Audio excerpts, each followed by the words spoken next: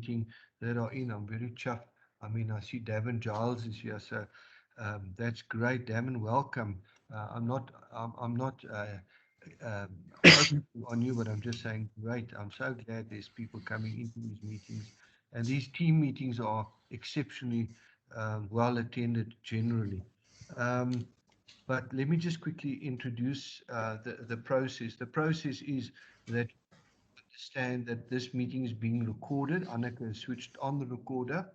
Um, the other thing is that we comply to the Competition Commission's rules that we don't discuss issues that are anti-competitive. And I always say this, and I think everybody's tired about it, but ASPASA was probably the only association in the whole industry and wider industry that hasn't been found non-compliant with the Competition Commission. Yes, the competition people have been to our workshops and have been to our physical conferences, and they came and identified themselves.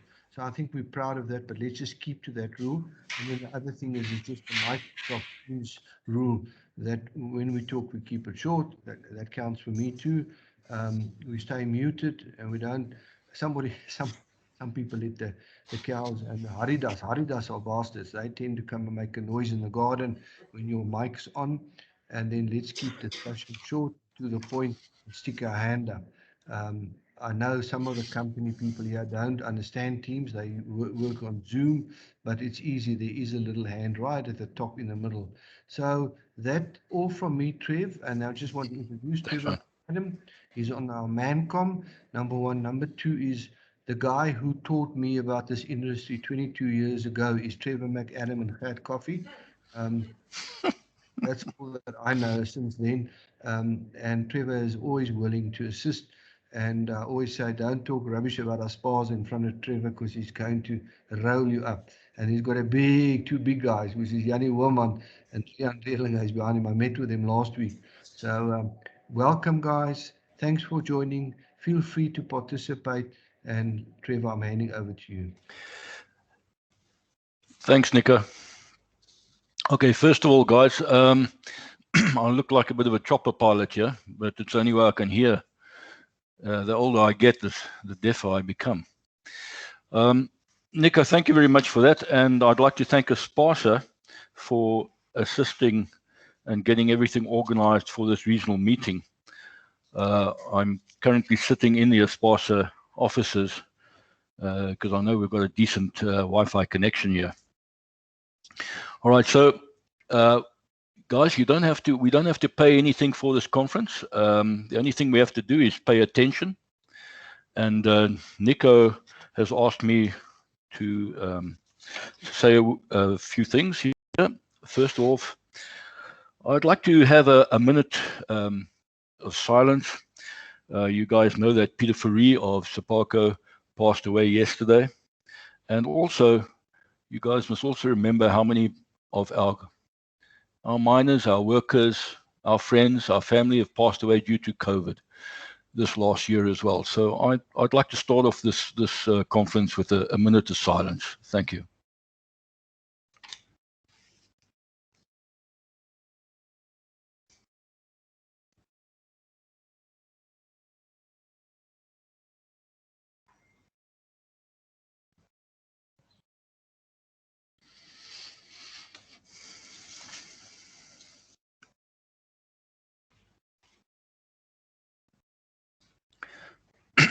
Thank you very much.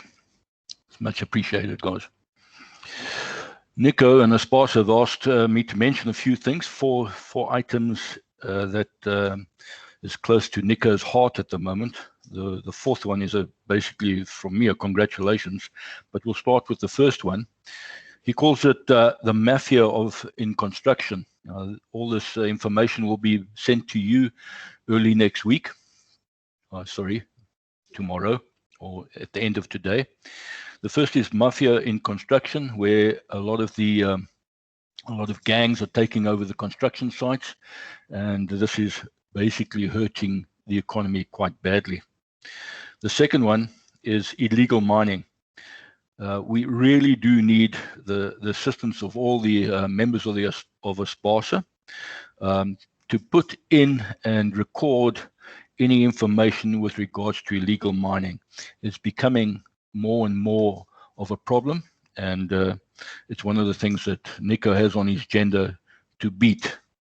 And if Nico's got it on his agenda, you know that something's going to happen about it. Number 3 is the Electrical Reticulations Act, or Electricity Reticulations Act. There's a nice attachment coming out there for you guys to read, where there's a possibility that we can generate our own power as a mining operation. And the last one, number 4, is ASPASA, which is a voluntary association. ASPASA has been battling for longer than a year to be recognized as a voluntary association. And this was received, I received it yesterday. I think that's absolutely brilliant. And congratulations, Nico and his team. All right, guys. All right, so now we can get going with our first presentation, and that is Corey Ruitenbrock, a friend to everybody basically, but he's the guy that I call when I don't know what's going on. So he's going to give us an update on explosives and blasting. And one of the things that I'm currently doing with my team is updating the MCOP that we have on blasting, because it's changing quite regularly. Okay, thank you very much, Corey. Thank you, Trevor. Hi, guys. I'm not going to have a presentation. I'm just going to talk you through what's happening in the legislation part of explosives within the industry currently, what we're busy with, and we are helping a few clients with that. First of all, the GMR in especially the Northern Cape region is starting to assisting that all managers of quarries and small open pit mines do have a blasting certificate. Now, I know, and I've spoken with a few guys, that there is a change coming in the GMR, Mine Health and Safety Act regulations. It's on the table, but it's currently, it's not signed yet, it's not approved, although it has been published for comment. Now, if and when these changes happen, well, then the required will be legal and enforceable. But until such time, there's no legal requirement, and it cannot be enforced. So what the GMR specifically is doing is that they refuse to issue this CIE required letter of permission that the mine can receive explosives on the bench. So yeah, I had a discussion with some of the GMR guys, but also with the chief inspector. So if anybody has a problem and an issue with that, please contact us, and we will be able to assist you in that regard, because the relevance is that the CIE requires, and they are currently in a countrywide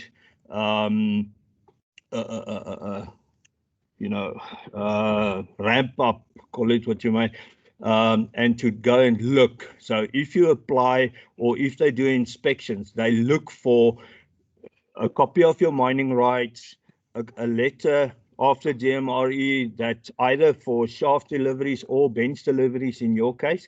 And if you don't have that, then they issue with a notice and an instruction to do that within the next 3 months, or your CTP will be suspended. So that's what's currently happening from that side.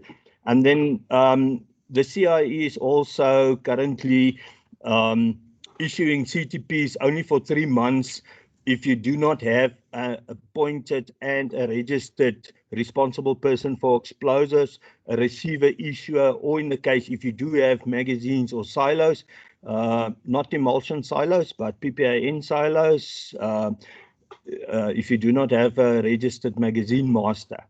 As I already alluded to, if they don't have a copy of your active mining rights or the GMRE letter of no objection for bench deliveries, then they issue with an instruction to do so within the next 3 months. What we also find during our audits recently, and I believe I mentioned it at other meetings as well, there is a disconnect between the CIE system and the information captured and available on the CIE system and the actual operational information. So we can assist you to update that information and get those things rectified and updated. And then the third thing, also from the Chief Inspector of Explosives, if you look at your transport permits or your magazine licenses, there's a few things that have changed. Sasol changed owners to NAX, and so if your CTP or your TTP refers to Sasol still, you need to have that updated and changed to NAX. And then the type of explosives are all aligned. Since September last year, the Chief Inspector issued the instruction that all the explosives types should be aligned to the UN transport groups, you know, like type B for ANFO type of products and type E for blasting cartridges and those type of things. So if your current CTPs or magazine licenses does not refer to those products as such, you need to get that updated.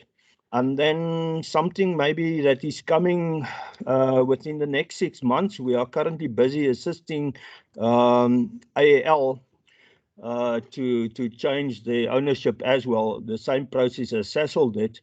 They are, from 1st of April, they are known as ASPASA Mining Explosives.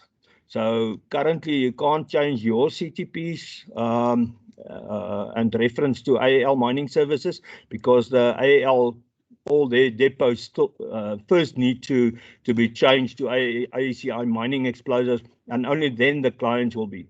But the good thing is that AAL gave us an indication that once we have changed all their sites and depots and factories information, then they submitted a list of all their clients. So if your name is on that list, we will be assisting you, you know, through AAL or through ASPASA Mining Explosives to change your CTPs for you. So that's basically what's currently happening in the explosives industry from a legislation point of view. Thank you, Trevor. Thank you, Corey.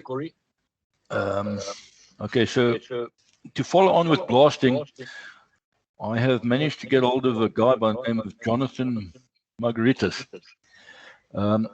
He came and presented to me a weather and blasting and the effects that weather have on your blasting. So he's got quite a nice presentation, and he actually puts it, he gives you a good example. I thought that maybe with ASPASA, you know, being as large as it is, it's a good thing that we go this way or have a look at going this way. As we get more and more complaints from the surrounding community, as they always seem to move closer and closer to the quarry. So I'll leave it to Jonathan to present his presentation, but I like the way that things are going electronically, and I think we might be going, you know, my company, Drift, will be going the same way. Thank you very much, Jonathan. Thank you, Trevor. Everybody, can you hear me? Okay. You guys can hear me?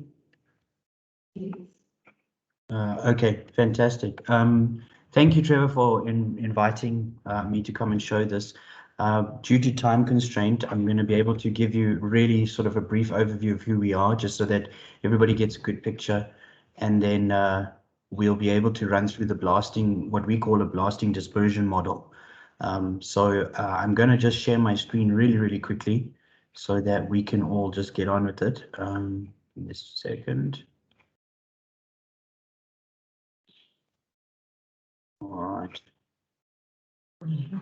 Everybody can see it? All right, fantastic. Right, so my company that is here today is Africa Weather, and our main focus and product portfolio is to do with weather and operational forecasting.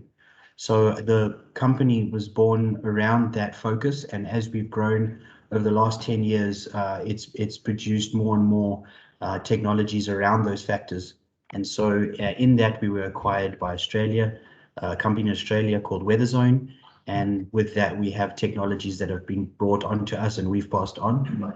And so we've grown and the technologies have grown and so on. So I'm just going to really brush over that. And then they're owned in turn by a company called DTN, which is a very large commercial business, weather commercial business in Europe. So just to speed through, currently we service a lot of large operations. There are a few quarries that do have our product that are running, and I'll take you through why it's a benefit. But we do from schools to sports stadiums to quarries to mines, both open cast and underground, depending on the requirements. And we service even agriculture, large agriculture farms and so on. So the last slide I'm going to show you is just what looks like a portal in front of you. It's just a screen. And in that portal is a web browser, and that web browser allows us to use different applications that are integrated into it depending on the customer spec. And it's anything from agriculture to lightning detection, flood risk, solar radiance, and then your blasting dispersion model, which I'm going to show today. So that really is just the only slides that I'm going to take you guys through. But what I'm going to do then is share the online system. So I'm just going to change it over quickly. You should see my browser come up. If anybody doesn't, please just let me know. But basically, this is an online portal that each customer will have where they can physically see their location or their operation. So the browser covers a few different areas that would affect you and how we've designed it around you as the client, and that would be lightning proximity alerts, your 7-day forecast on your right-hand side widget, and if you happen to have a weather station, you would have a weather station data in here, which is just a lot more accurate and more customizable on what it is you actually want to see in detail. And so this just gives you an indication of cloud cover, lightning strikes, anything like that. So I'm just going to zoom out, because right now we're quite clear, but we can see, if I zoom in here, sort of the southwest of Lesotho, you can see some lightning strikes in the last half an hour were there. You can see them by the red dots. So we're able to track it in real time live. We can see all the lightning. I'm going to zoom right out and you should see some cloud cover, maybe not. There you can see the lightning, across the continent. So we're, live and connected at all times. This particular operation in Kansanshi has lightning rings, and these lightning rings would cover the operation. So you would imagine your quarry in the center here or location here, and then the rings would detect any movement coming within the area. So blue would give you 50-kilometer radius, yellow would give you 30, and in turn the red would be 15. This gives your teams enough time to plan for any severe storms and lightning, and you can also track the direction it will be going in. So that just really gives you the front page. If you go into the next tab, it's really, really easy. It's just more detail. We can start looking at cloud cover, and just in more detail, we can actually see. Let me see if the clouds will come up. So now you can see I can change how we see the view. You'll see it slowly change, and I can see the cloud cover in the area of this northern Zambian mine. But if I go further down right now, we're only seeing cloud cover coming into Pretoria. So this just gives you an idea. You can see live cloud locations, and as your mouse moves at the bottom, you'll see your latitude, longitude, and so you can zoom around, and we have different levels of view. But today my real focus is on planning and blast planning. So I'm going to move on from this onto detailed forecasting. And the reason I think this is so important is the idea that all your teams, your production staff, your environmental and safety people are all going to sit and plan their week ahead, maybe their fortnight ahead. And this system just gives them the opportunity, and it's customized to the client on the type of risk management that they want to see in the coming 7 days. Now, the idea is this operation wants to look at flooding. They're in a very sort of tropical climate. So as we know, Zambia does get instant rain. They might have an issue with high wind and what risk of thunderstorm is. So the idea is that in the morning time, they consider parameter that at a certain percentage, they see that as a moderate impact on the operation. And if they want to go into red would be high impact, and then they can plan around it and maybe shift their schedules around in order to suit any sort of forecasting that's happening. So in this, like I said, it'd be detailed to you and your specifications. And the reason I brought up OptiCast planning is this brings us into blasting. Now, with blasting and the OptiCast system, we can take it a step further. And I've opened up a new tab, but this is a demo system, so it will be in the existing tab when somebody takes it. So the idea is that you've now got something called dispersion analysis. Now, what dispersion analysis does is it helps based on your planning. It provides an advance warning or raising of dust in and around the mines or any other operations or any sort of village or people nearby, or even dams or anything like that that may be affected by the blast. And what this does is allow you to take any sort of proper or adequate time to mitigate risk for pollutants and so on. You can remain compliant by correct planning, and you have this integrated into your weather system. So there's a broad area that your staff and people can work around in order to correctly optimize what they're up to. And you can also visualize what's going to happen. So that's a great opportunity. And then, of course, the most important is keeping people safe. So the idea behind all of this is you log into the system. You'd be able to go in and plot. I've plotted to save time. I've plotted this area. And in this area here, I can decide that I want to, I've got an NO2 gas or a sensor or a PM10 sensor. They don't have to be on. You can switch them on and off. And then you can set, I'm going to set a new blast. Now with this blast, I'm able to position exactly where the bench is going to be. In this case, it could be here. And it would give you the blast latitude, longitude. You can plan this around your blast planning and the documentation that your team plans. We would then call this a test blast, for example. The length could be 100 meters. Really, it doesn't matter what you put in here. It could be a 25-meter width bench. The elevation could be an 8-meter bench. And it's a 90-degree blast. And then you can put your tonnages in. So once you've put your tonnages in, 10 tons of explosives, whatever it is that you've chosen, you can click save. You then have blast 1, and you can change that scenario to tomorrow.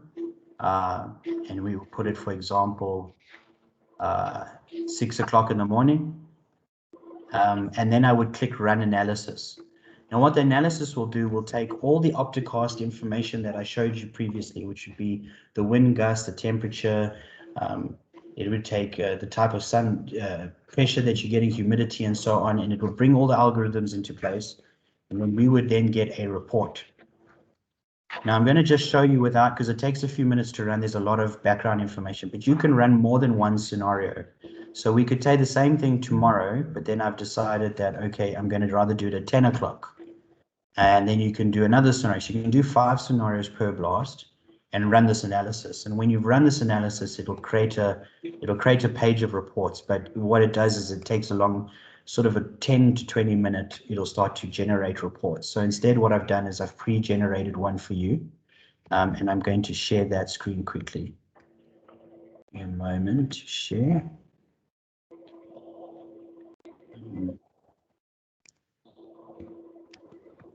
Right, so you'll see now in front of you is a PDF document. And this PDF document will come up with the mine's name. It'll have the mine's logo, the blast ID or report ID that you've put in. It'll give you the start and end time, your time zone, and if the gases are connected or not, the sensors. It'll start to add a customized table where you can start putting anything that, say, for example, the DMR or yourselves want to see, maybe some sort of compliance information, the forecast information of the blast, and then your sensors in the area. These would fluctuate if the sensors existed, and you would start to see changes in that. And the interesting part is that these are all sensors, but what happens now is for every minute of the blast, there is a model that gets built. And I'm going to zoom in a little bit. Hopefully everybody can see well. And you will start to see this red image start to pitch up and start to get larger. And what that will do is start to show you the dispersion of the dust. So in this scenario, every minute we start seeing a new image, and that image you can see is going towards what looks like maybe a slurry or another location. And you can start to see how quickly and every minute how far this dust dispersion has traveled. We can go further down, you can see it start to disperse towards there, and you can see the green starts to come around it because maybe it's settling off. And we can keep going further and further and further, and you'll see it's now traveled to that area. So we know for sure in this scenario, this date at this time, with this analysis, this is definitely going to cover this area. So sorry, somebody asking?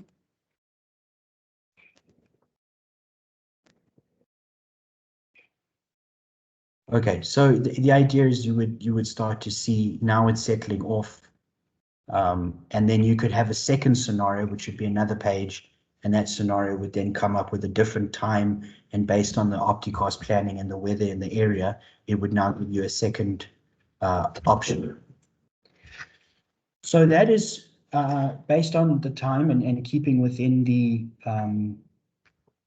prescribed time that I have. The idea is that, you know, you've got water management teams, environmental teams, you've got multiple blast times. You need to have historical reporting, so you can go back and do historic. You can do a bit of forecasting, and then you get a 7-day sort of dust risk outlook, which you'll be able to put in your Opticast system, which, as I showed you before, is that sort of block system that gives you an idea 7 days ahead. You can start seeing your wind patterns. You can see all kinds of different things that may suit your operation different from another one, but it's all available to be customized. So I'm going to end there. And if there's any questions, please go ahead and ask. I'm open, otherwise we can move on.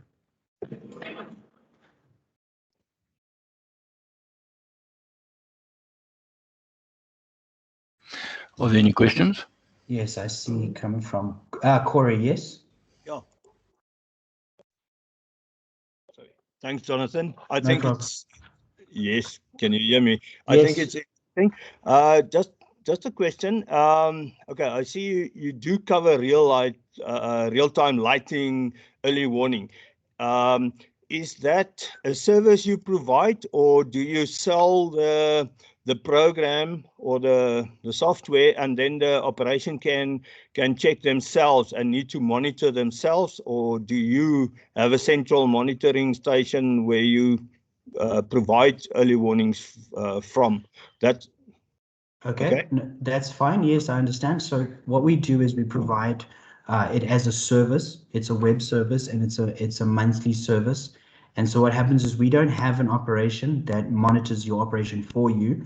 However, this system is then provided to your team on site, as well as linked to a mobile app. So the app will basically mirror the system, and you can monitor and you'll get notified of that app. So there's a WeatherGuard app, as I said, let me just share that quickly.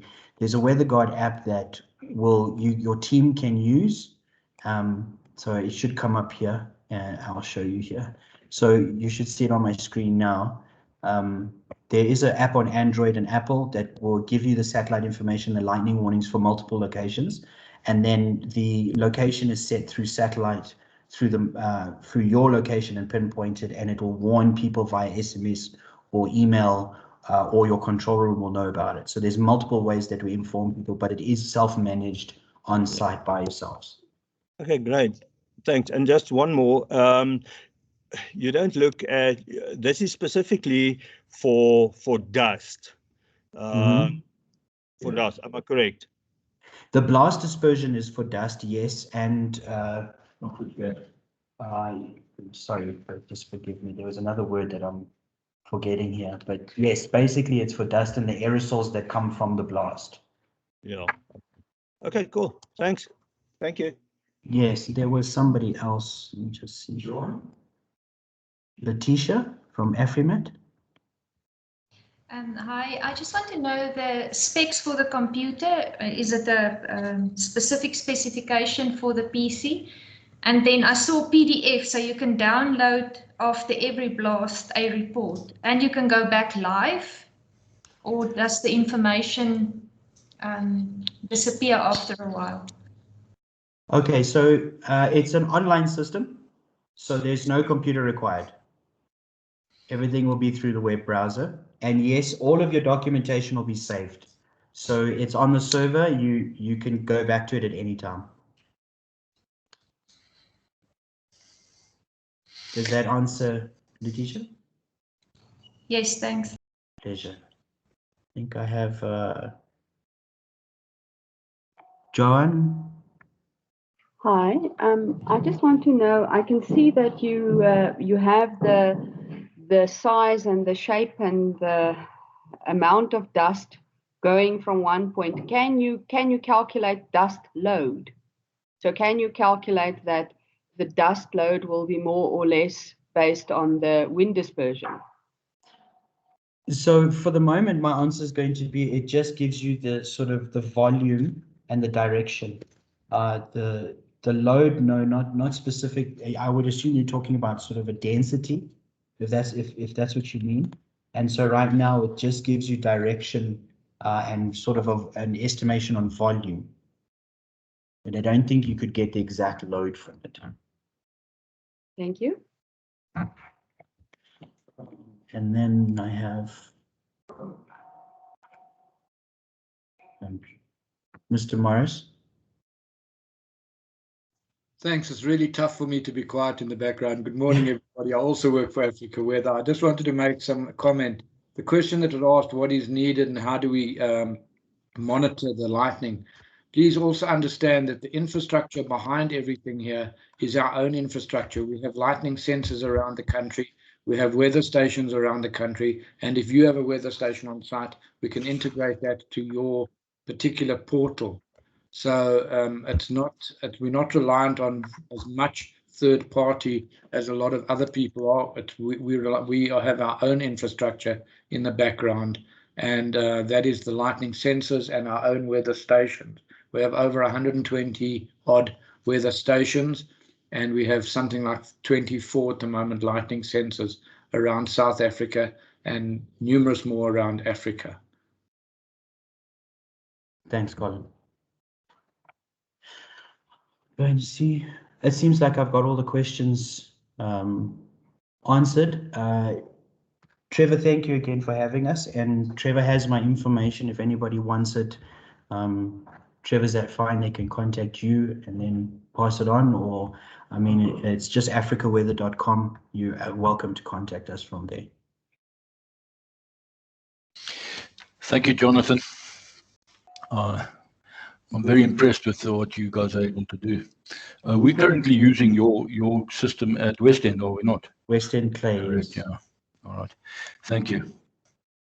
Yeah, All we're right. regularly dealing with Joel, who's got he uses your system to monitor the precipitation overnight, the amount of water in the air for your bricks every morning.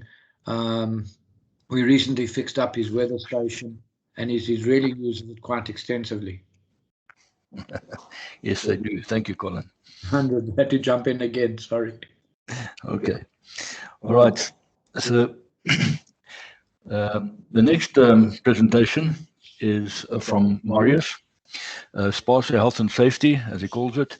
And Marius, it's good to hear your voice again. I hope you're well, and I look forward to the ASPASA audit in November. Eh? Yes, thanks a lot, Trevor. You can hear me well. I can hear you excellently, man. Okay, excellent. I'm just asking because the previous meeting technology failed us and all the mics were down. So we really struggled. Thanks a lot for the opportunity. Yes, Trevor, looking forward to your audits towards the end of the year. Anneke is going to run from her side my slideshow. Anneke, you've got it there up. If you can put it up for us, please.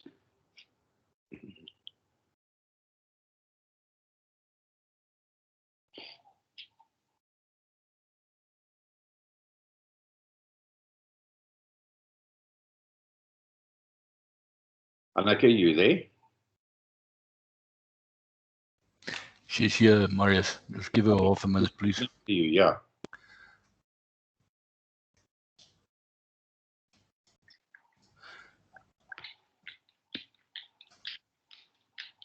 There we go. Right, thanks a lot, Anneke. Okay, so today I'm just going to give a brief feedback on the audits that we've done so far this year. We started in February again with some of the audits, and up to now, completing May. So just a little bit feedback on what's been happening in the industry. Next slide, please, Anneke.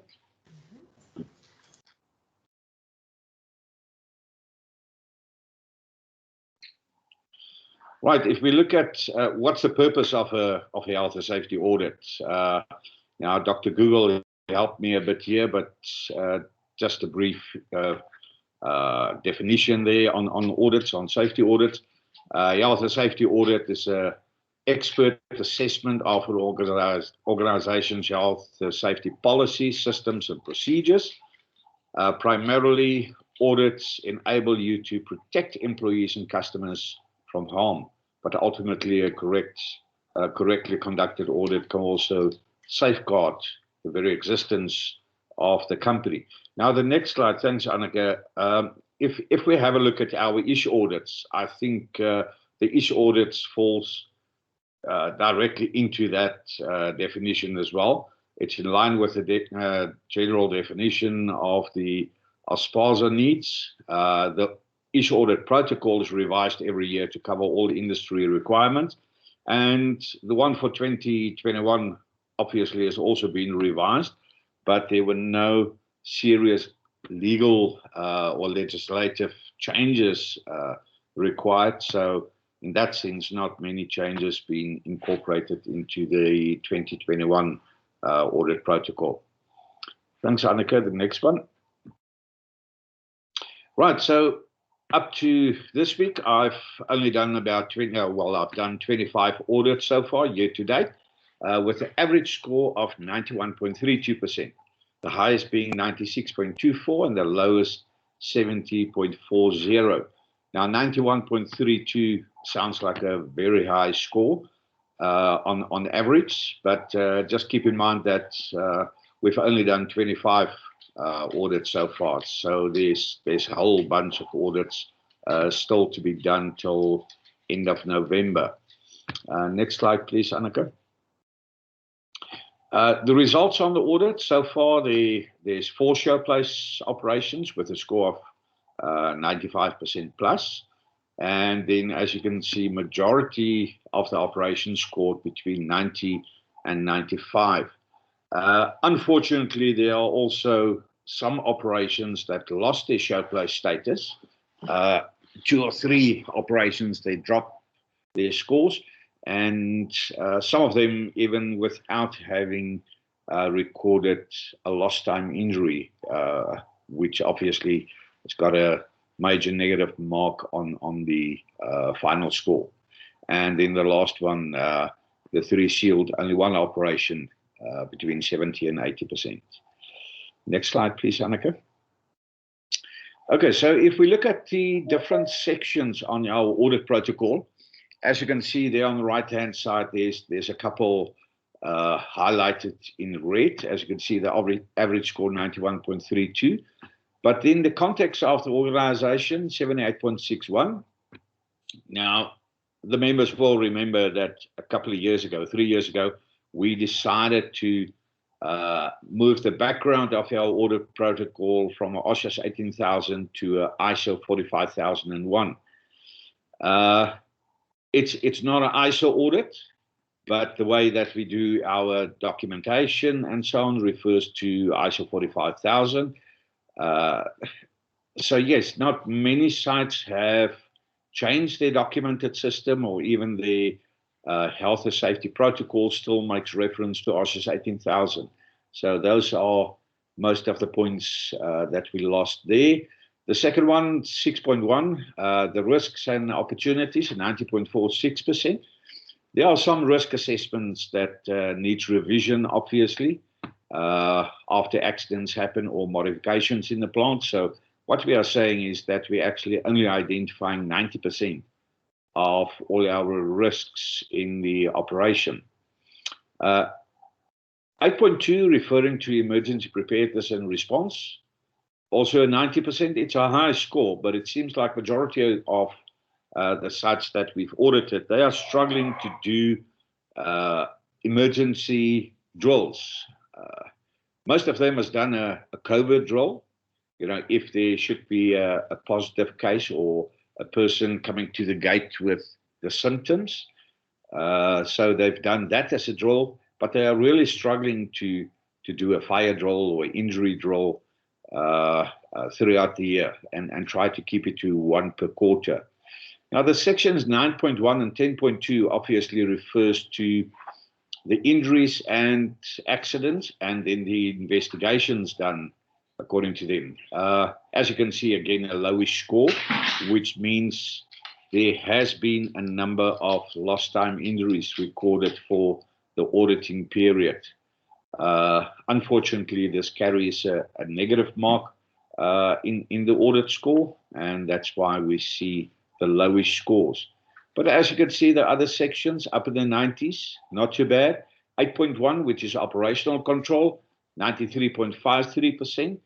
And that carries about, oh, well, just more than a third of our entire audit score, and reflects on what is happening outside in the quarry, in the crushing and screening plant, and the workshops as well. So actually a very good score, 93.53% there on average. Anneke, the next slide, please. Okay, some positives for year to date. Obviously, everybody was very enthusiastic to restart the issue audits for 2021. We missed out last year majority of our members during the lockdown period, and we only restarted our audits last year in mid-September. And finally, we only did 48 audits for 2020. So yeah, majority of the guys were very happy to see us restart the audits again for 21. Implementation and compliance to all COVID-19 protocols is of a high standard. Obviously, a new thing for everybody on site. Nobody are experts on COVID, although a lot of people think they are experts. But the protocols are there to health guard everybody against the virus. And I must say the compliance to that is really of a high standard. And social distancing, sanitizers all over the place, people use it, and obviously the face mask as well. Maintaining a general high standard in health and safety at operations, even for those that missed the ISH audit during 2020. It's good to see that systems are being maintained and sustained, even those that haven't been audited during 2020. It's good to see that very high standard still being put in place at all the sites. Safety campaigns to change the culture and attitude of employees. Obviously, there are safety campaigns on COVID-19 being put in place, and this also had a kick-off to other campaigns. So some sites really had some interesting stuff going on to change the culture and attitude of employees. A very high level of commitment to health and safety in general, and then a general improvement in the compliance to machine guarding requirements. This has been going on for a very long time where we look at machine guarding, so it seems like, we haven't won the battle yet, but it looks much better out there. Then future focuses, way forward, findings year to date, things that still need some improvements. As I said earlier, there's been a number of lost time injuries. And again, for the auditing period, something of a major concern, hand and finger type injuries. We've seen a number of finger amputations, part of finger amputations, hand fractures. Very unfortunate to see these lost time injuries taking place in our operations. Health and safety committee meetings. at most operations during the lockdown and just after that, the Health and Safety Committee meetings came to a complete standstill, and management had to find other ways of communicating and meeting with the safety reps. This being restarted, obviously, in the beginning of 2020. But some operations, we still saw that the inspections from safety reps has got to be restarted. No real inspections being done by safety reps. Too many deviations on own inspections and pre-start inspections with identification of deviations. As you know, we walk the site and see what we find on the site. Then obviously, own inspection sheets, checklists, pre-start inspections will show that everything is in a good working order in the plant. And then on our plant visit, we will find a lot of deviations that's not reflected. So I'm a bit concerned that some of these checklists really become a tick box, paper exercise. And people's got to be very careful, because that's your opportunity to report deviations and put corrective actions in place. Development and implementation of traffic management. Yes, during 2020, further development of traffic management plans has come almost to a complete standstill. And even now that it's on the table to postpone the implementation of all our PDS and CAS systems for another couple of years, it seems like everybody is sitting back now. Anthony Bowen, our expert on traffic management, will tell you it doesn't cost you an arm and a leg to do a decent traffic management plan. But it seems like everybody is now scared after 2020 and the loss of income to spend some money to get the final stages of traffic management in place. Compliance to TMM pre-starts checklists. We still see a lot of cases where TMMs are being operated with an A-class hazard. Either it's been identified on the checklist and allowed to operate, or the checklist is just a tick box as well, and deviations not completely recorded on the pre-start checklist. And then we find that the machine is operated with a no-go finding, which can result obviously in the Section 54 if an DMRE inspector picks it up. Next slide, please, Anneke. Improvement of housekeeping in plants that contribute to dust exposure and access to running machinery. Some of the members have told us that they lost cleaning teams, let's call them cleaning teams, coming in to clean their operations, or through retrenchments that they've got less people on the site. So housekeeping is a bit on the backbone, and we've got to be very careful on build-up of spillages and even dust exposure in the plant. Compliance to isolation and lockout requirements. As everybody knows, this is one of my pet topics, and there's good reason for this. But majority of the 25 sites being audited so far for this year, we have found deviations on the isolation documentation identity. And that is unacceptable. It can either mean that plants are being started before documentation is signed off, which means production first. It's better to get the plant running and later do the paperwork, and then we tend to forget it. But it also highlights that jobs can be done in the plant without following the isolation procedures. And we've seen evidence of that as well. So that is something that everybody needs to focus on the way forward. Improvement of accident incident investigations required. Repeat of accidents do occur. We see that similar type of accidents occur at sites, which means that we don't learn from our mistakes, and that we need to focus on the root cause analysis of our investigations and really make sure that corrective actions are being put in place and adhered to. PTOs, the next point there, is also an opportunity to make sure that corrective actions are been followed with regards to our investigations, and that is still a bit of a concern for us on closing the loop to accidents and incidents. Near miss reporting. Not many near misses are really being reported, and obviously the benefit of near miss reports is to minimize the possibility of having accidents, incidents. Fatigue management programs. When the mandatory code of practice was promulgated some time ago, everybody jumped in and completed their code of practice and submitted and had programs in place. But it seems like this is fading. We don't have fatigue management programs at all our operations still, and they can't show me evidence of any programs being run or being followed up to try and prevent fatigue. Risk assessments and COP for confined spaces. Now, this is a new mandatory code of practice guideline that was promulgated in 2020. And I have found that code of practices were just completed for the sake of the audit and then sent to a DMR inspectorate the day before the audit. So on the day of the audit, you could prove that you've submitted.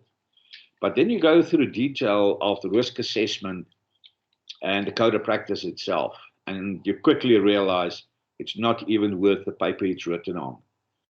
Guys, we need to be careful on this code of practice and declaring confined spaces. Obviously, in our industry, confined spaces will be of a low risk, but we've got to make sure that those are identified according to the definitions stated in the guideline, and the code of practice itself reflects what's going on the sites. Right, the next slide, please, Anneke. Now, I've put some pictures on here on stuff that I saw during the last couple of months' audits. We spoke about dust earlier as well. Now, dust is still a concern in our operations. We do keep in mind that we are a generator of dust, but we need to minimize the dust exposure to our surroundings and our employees, obviously. So better ways of dust suppression needs to be implemented. Next one, Anneke. Now, if you look at the dust in this plant, obviously you could see the manager running here with his radio and shouting and screaming at people because the dust suppression, the water lines were not opened at these crushers. And then obviously they opened it up because we were walking the site. And if you look at the next picture, which is 10, 15 minutes later, and that is what we saw on the plant. So why run the plant without the dust suppression from the beginning? Was necessary to first point out where we can actually minimize the dust. Next one, please, Anneke. We've been talking about our tunnels on the search piles, for a very long time. And the mandatory code of practice has highlighted this to us again. Now, this tunnel, the pictures that I'm showing you now, it's all from one tunnel, and there's one picture of another newly constructed tunnel. We don't expect all tunnels to look like this, but it just shows you what can be done. And this didn't cost an arm and a leg. They didn't even lose production while constructing this tunnel. It's open-ended, both sides open, so ventilation is very well. Not necessary to close it up with gates because the conveyor belt inside, everything is suitably guarded. Next one, please, Anneke. There you can see even on the outside support that they've built there. The operators in the plant did that themselves. So it's a very nice tunnel, well constructed. Next one, please. Inside the tunnel, 3 feeder points. And as you can see, good guarding, everything is made safe inside the tunnel as well. And both pictures, you can see it's open-ended both ways. Next one, please. That's at the search pile tunnel. Also, these baskets made by the employees themselves. not only looks well, but there's a good reason why they built it like that. Very nice operation. Thank you. Next one. This is another tunnel, also constructed during latter part of 2019 and in 2020. So yes, some operations did follow their protocols of building the escape routes and the tunnels under their cert stockpiles, but majority of the operations still do not have the required escape routes. Thank you, Annika. As I said earlier, inspections in the plant, pre-start and running inspections. As you can see, these conveyor belts cutting into the steel frames, damaging your guarding. Now, to cut structures like that doesn't happen overnight. So why is it that nobody picks this up during normal operation? Does it really mean that inspection's been done? Just think about the damage on the structure and your conveyor belts when things like this happen. Easy to fix, belt drifting, tracking and training needs to be done. But first we need to identify this to put corrective actions in place. Next one, please, Annika. I spoke about the spillages in the plant.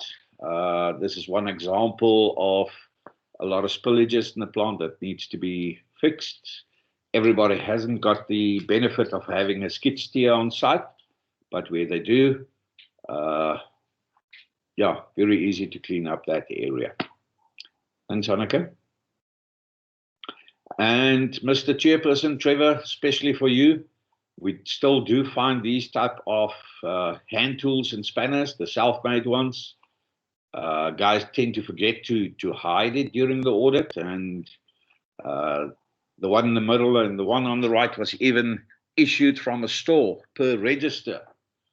So yeah, everybody knew about it, but the engineer obviously didn't know about it and didn't approve this. The cream soda one, yeah, chemicals being decanted in our water bottles or cold drink bottles. These are old practices that is not allowed, but we still find them at some of our operations. Thanks, Annika. Yes, there's a very nice operation. That one. This is actually the one that achieved the top score so far out of the 25 operations. As you can see, the demarcation on the right with the walkways, traffic management, very nice operation, as you can see from this picture as well. And the second tunnel picture that I showed you earlier is also at this operation.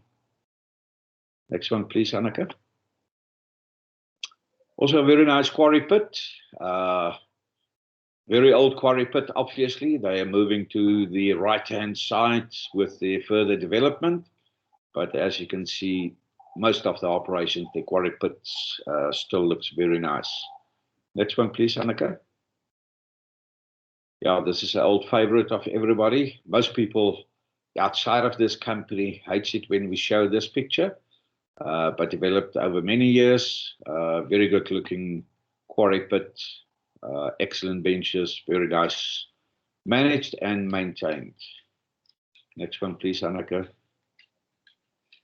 And there's also another quarry pit, as you can see, very nice benches and good development there as well. Thank you.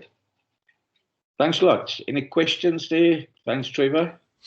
Thank you very much, Marius. This is very, very informative, and I took quite a few notes. Is that in preparation for later this year? Oh yes, I've got a couple of tools that you'll be impressed with. Thank you very much, Marius. My pleasure. Thanks a lot, Trevor. Thank you. Mate. Okay, so the next lady up is financial provision for environmental issues to be aware of in terms of the new laws. Charlene Abakis. Good morning, all. Hi, Let me share what I look like. Can you see the screen? Yep. Good. Okay, I'm just sharing my, now why wouldn't it let me share? Ah, got you. Can you see the screen? Hello, can you see the screen? I've got it. Thank you very much, Charlene. Thank you, Trevor. Good morning, all. I have some great news this morning, if you haven't paid attention to what's happening. So let's kick off and see what's happening. So there's a change in legal requirements, a change in guard, where we used to have the MPRDA regulations. It now moves to NEMA. This was promulgated in 2015. And the due date for this change was 19 June 2021. That's not too far away. For all operations that applied before 20 November 2015, they have to come up with this new calculation of financial provisions. Just to give a broader context, sorry, I fall from the great blue sky here. The broader context is that every mine must have a quantum that they calculate, or the quantum or the financial provision, and this is a guarantee that must be able to be shown to the department, that must be updated annually. And in terms of this guarantee, you need to show that the mine can be rehabilitated using the money provided. That's the bottom line. So in terms of this requirement, we had the MPRDA regulations, and I'll show what that looked like.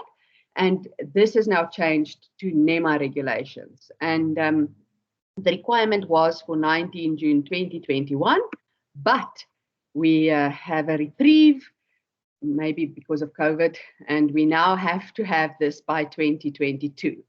And my concern is that people do not necessarily understand how complex this change is. So previously, we had the mineral MPRDA regulations that had a template that we used to calculate the financial provisions. In terms of NEMA, we must have an annual rehabilitation plan, a final rehabilitation plan, and a risk assessment report. And the risk assessment report must contain the assessment process, the management activities, the costing, and monitoring, auditing, and reporting requirements. So doesn't sound like much, but let's quickly dive in. So my question is, if we see a change in regulations, do we ask the right question? So oftentimes when we look at something, for the person that holds a hammer in his hand, every problem looks like a nail. So if you have calculated your financial provision according to the DMR regulations for the last 20 years or however long your mine has been working, are you using the correct method come the new regulations for NEMA? And I'm asking this question very specifically because I think there's a big opportunity for ASPASA here. So in terms of the scope for the new financial provision, we need to provide on 3 levels for the mine. We need to provide rehabilitation and remediation, and this is provided for in the rehabilitation plan. So that is an annual rehabilitation plan. So we must show how annually we are rehabilitating the quarry, or we are doing something about rehabilitation. And then in terms of decommissioning and closure, you must also have a closure plan, which means you need to have an end of life plan. So at the end of life of mine, what would or at the end of life of asset, what would your quarry look like? What would your area looks like? What land uses have you planned?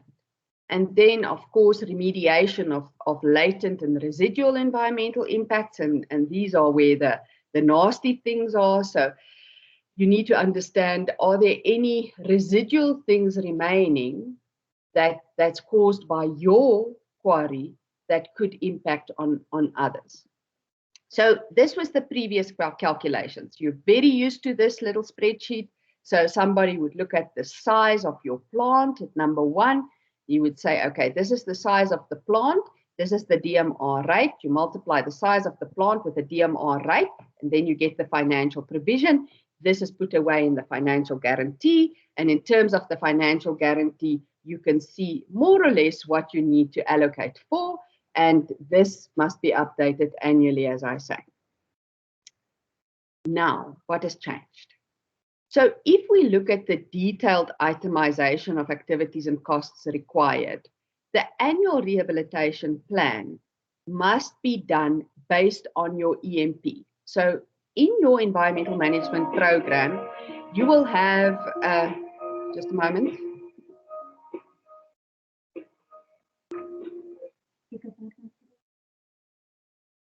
In your annual rehabilitation plan, you would have a facility to calculate every step of your EMP, your environmental management program. This environmental management program would therefore have specific requirements. You will store your topsoil. If you store your topsoil, how much would that cost?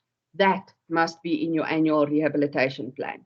Then in terms of your final rehabilitation plan or your closure plan, this will be what is left behind. So in terms of your plant, you will be breaking down your plant, or in terms of your structures, there will be certain structures that needs to be removed. This will be in your final costing, but there will also be things like how are you going to amend your site or the area or these things, so that you consider what must be done. And then lastly, the remediation of latent aspects. So in terms of your EMP, you would have done a risk assessment. In terms of the risk assessment, there would have been specific things that you would need to calculate. And based on that, we can deal with the risk assessment report. Right.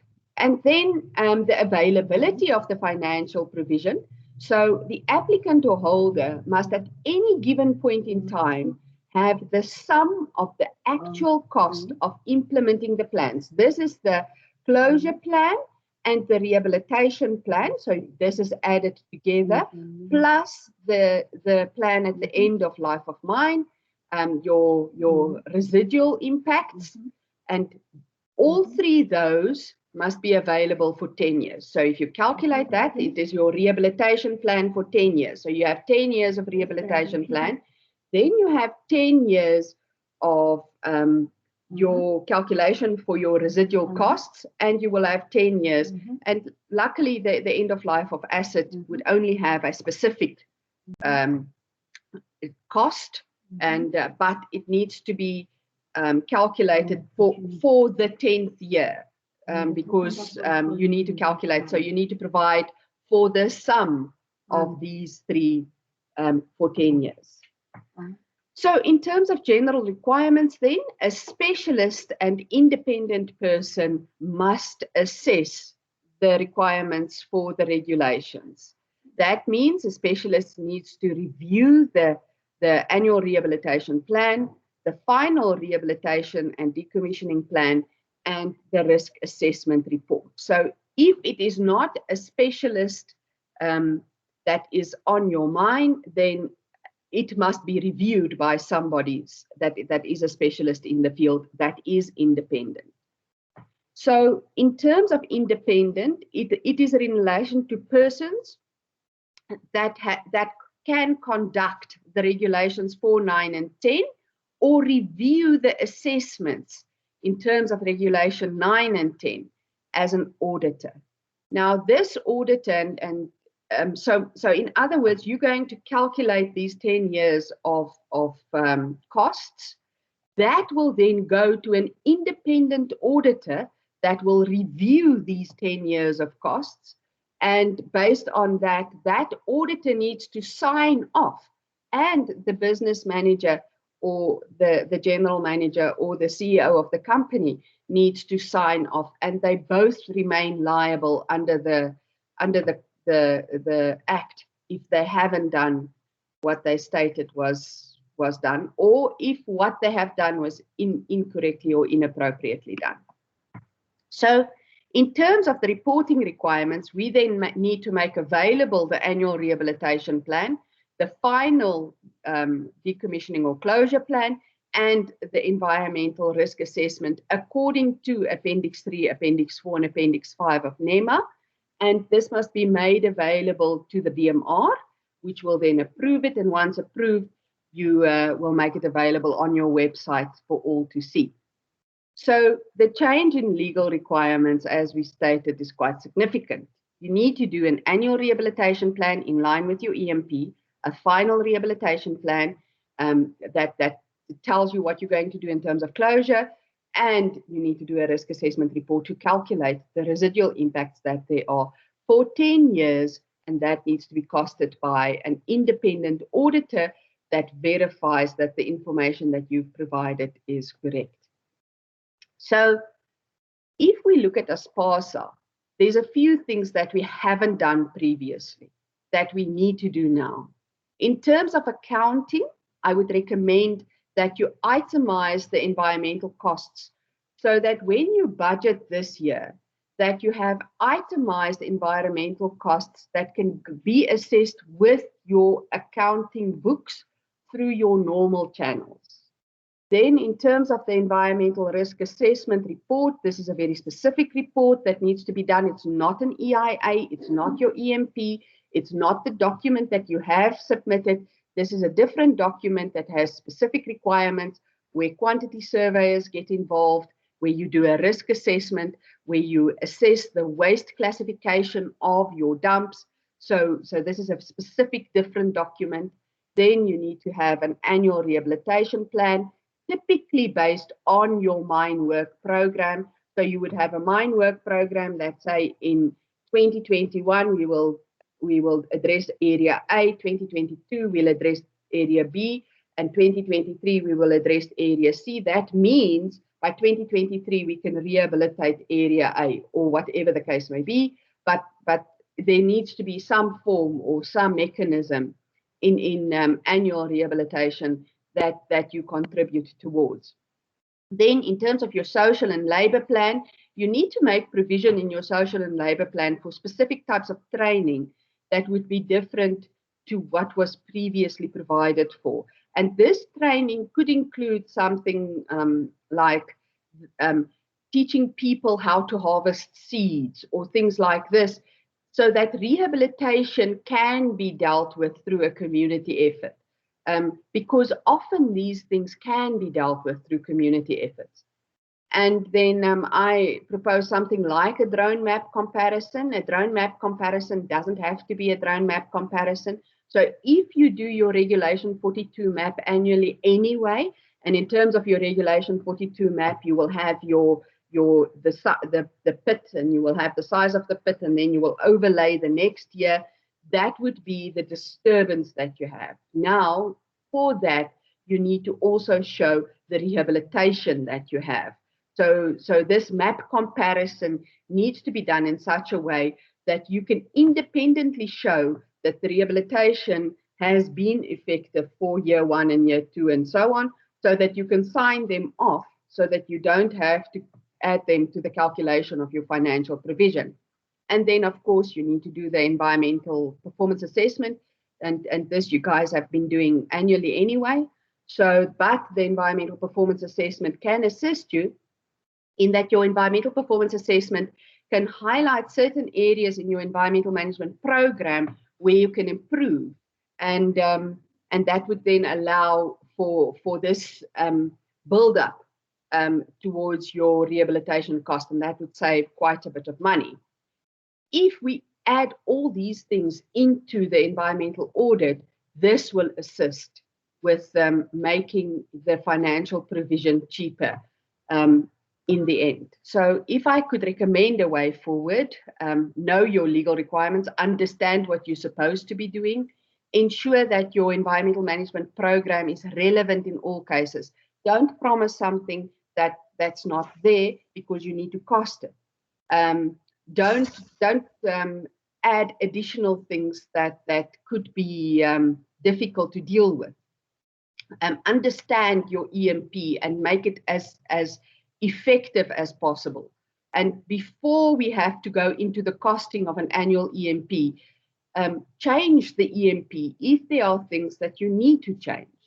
Then go through your audit findings. Anthony's doing a great job of identifying certain things that you can alter, that you can change, that you can amend, that you can improve, and go through these audit findings, because that says, understand that a saving in year 1 on a closure cost plan carries forward to year 2, year 3, for 10 years. It is worth it to make that saving in year 1, even if it's small.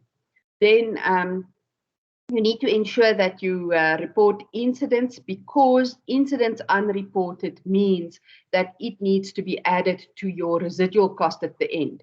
So rather take the incident, report the incident, clean up the incident, make sure that you don't have residual impacts, and then it comes off your residual impacts at the end. Understand the implications of your decisions. We've been on mines long enough to know we can quickly make a road here, or once something has been rehabilitated, you know, the shortest route over this place is this place, and then that rehabilitation is undone and we start again at year 1. Very careful. If you have rehabilitated an area, it's good to have it off your books. And then ensure effective awareness of the system to all employees. When people understand the costs involved in environmental management, it's easier to explain that small things make big differences. I saw Marius have shown great pictures of quarries with lots of alien vegetation. So great pictures, but not so great for the environment. So, yeah. And then meet your stakeholders and engage with them. Guys, we see this more often than not. The cost that stakeholders bring to your facilities is significant, and I would really recommend that you engage with your stakeholders upfront before you have to declare all these things, because everything needs to be available on your website and they can close your mine.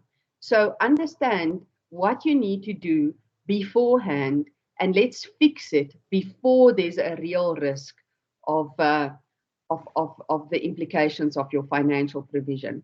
And then let the system work for you. To me, understanding what must be done and doing it helps us all to create a safer and a healthier environment. And if we look after our air, if we look after our water, we have a safer and healthier environment for all. And yeah, that's me. So these are my qualifications and years of experience and my information. Are there any questions? Charlene? Yes. I'd just like to highlight that when there was, when we expected that we went over to NEMA, I asked my environmental practitioner to actually do the audit on the new protocol. And I just wanted to say that I was worried that I did it because I was worried it was going to push up our rehabilitation costs, but it didn't. In actual fact, if you do what you say you're going to do every year, your rehabilitation costs drop. And not significantly, but it doesn't go up that much. And we've been on it now. This will be the 4th year that we've been working on the new protocol. So sadly, it's gone over to 2022, but we planned for this year that we'd be on target. But it looks hair-raising, but it isn't. It's actually quite well laid out and quite logical. Thank you very much. Thank you, Trevor. I'm very grateful that your rehabilitation and that would come into effect that you're actually addressing your risks. So you've identified your risks and you've addressed your risk, and therefore there's no cost. Charlene, I have a saying: you can be the healthiest, safest person on the planet, but if you don't have a planet to stand on, you're a little stuffed. There we are. so yeah, you've clearly identified your risks. Okay. Thank you very much. There's a question, it looks like. Anthony. Charlene, yeah, just for the benefit of the forum, the specialist involved in this in the financial provision thing, I just want to sort of underline that again. It is a very, very costly process that you're going to have to go through. So it's what you said there, you know, get your act together and get your ducks in a row, because it's going to save you a fortune of money. I don't think people understand quite how big this process is. It's almost a complete EIA. I mean, it's really a big one. Exactly, it is a complete EIA because it's a complete risk assessment. If you are dealing with waste rock, and I'm not sure how many quarries would still have waste rock, because that's typically what you sell. It's not, unlikely that you will have waste rock. That contaminants are quite significant. And I understand you just dug it out of the ground. It shouldn't have contaminants.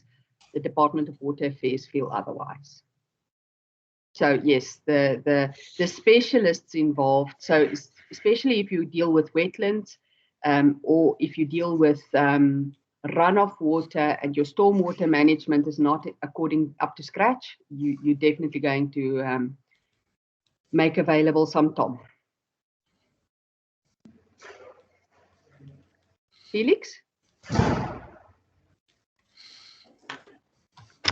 Hi, Charlene, how are you? Very well, thank you. Good, thank you. Charlene, just a quick one. You made mention of, on your presentation, of a 10-year period. Yes. Is it 10-year period of the applicability or relevance of the provision, or I didn't get clear what was the 10-year period referring to? So previously, in terms of your annual provision that you had to make available, your annual provision was only for end of life of mine. So you calculated end of life of mine. This provision in this regulation specify you must add up the cost for every year. So you must add 2021, 2022, 2023, 2024, 2025, and for 10 years, plus the end of life of mine, plus the residual impacts there are. So it is 3 costs that need to be added. And that's why I say you need to be very careful with your EMP, because in terms of your environmental management program, you need to calculate what the cost of your monitoring is. You need to calculate what the cost of your storage of your, and I understand this operational cost, I get this, but this must be in your guarantee in terms of rehabilitation. Okay. Am I answering you, or did I miss your question? Are you going to be able to share the... No, it's clear. I get it. Are you going to be sharing the presentation with Nico to share with the team? Sure, I'm happy to do that. Great, thanks a lot, Charlene. Thank you. Thank Anthony? you, Felix. Who's next? Anthony? No, mine was an old hand. Sorry. Oh, sorry. You're not that old, Anthony. You too nice. Okay. Everybody finished asking questions? Okay. Thank you very much, Charlene. Very good presentation. Thank you. Thank you. All right. The next presentation we have is from Diogo Celadon. So, Diogo, are you with us? Yes. Can you hear me? No, not yet. Can you hear me now? I can hear you. Okay, thank you very much, Trevor. Yes. Okay. I will share my screen. Thank you. Yes.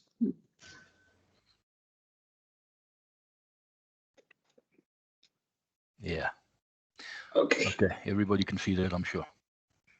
Yes, let me just make it. There you go. Can you see clearly the screen?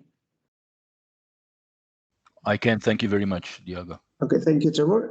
Well, good morning. My name is Diego. I'm sitting with my colleague Henk, and we are going to quickly present to you a couple of solutions that we have for the aggregate industry.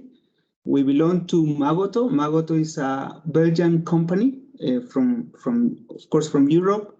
We have been in the market of South Africa for many years, but mainly focused in the mining industry for around 30 years. And we supply more or less 80% of the mining industry already here in South Africa, also the cement industry. Last year, we have decided to open our aggregate division here in South Africa through our own crusher that I will present later, and the blow bar solutions that my colleague is going to present. This crusher has been in the market of Europe, mainly in Europe, for also more than 20 years, and we have more than 800 units running. It's a crusher specialized in sand, and I will give you further details. So the presentation, basically, gents and ladies, is very short. It's just an overview.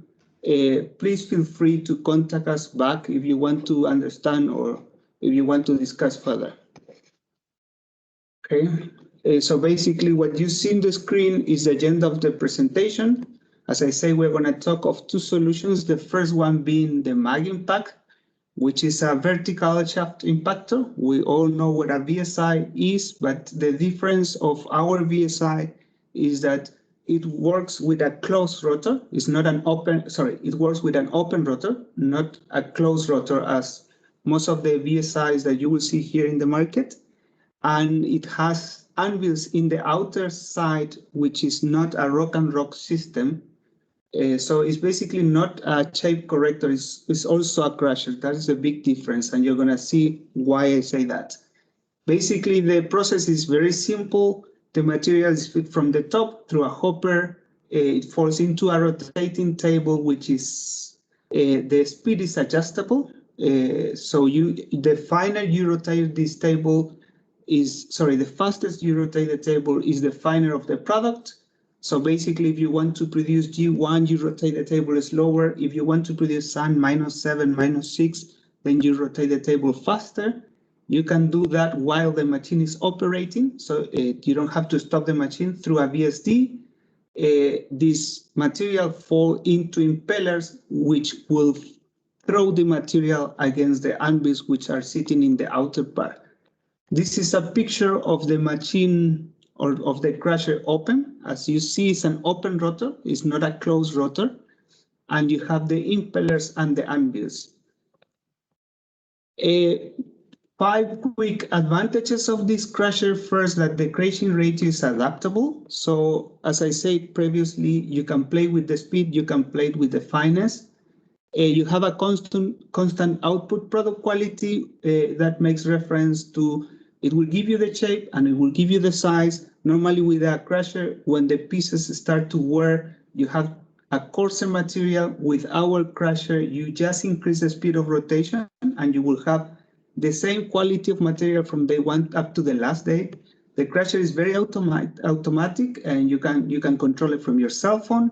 The latest generation of our crusher will send you a message to your cell phone, will tell you when to replace the pieces, so you don't have to go and inspect the crusher. It's a crusher that has been developed for European market, where the labor is extremely expensive, so that's why we try to automatize the crusher in that perspective. It has different capacities from all the way from 60 tons per hour up to 500 tons per hour, and in the biggest crusher you can fit it with a top fit size of 180 millimeters.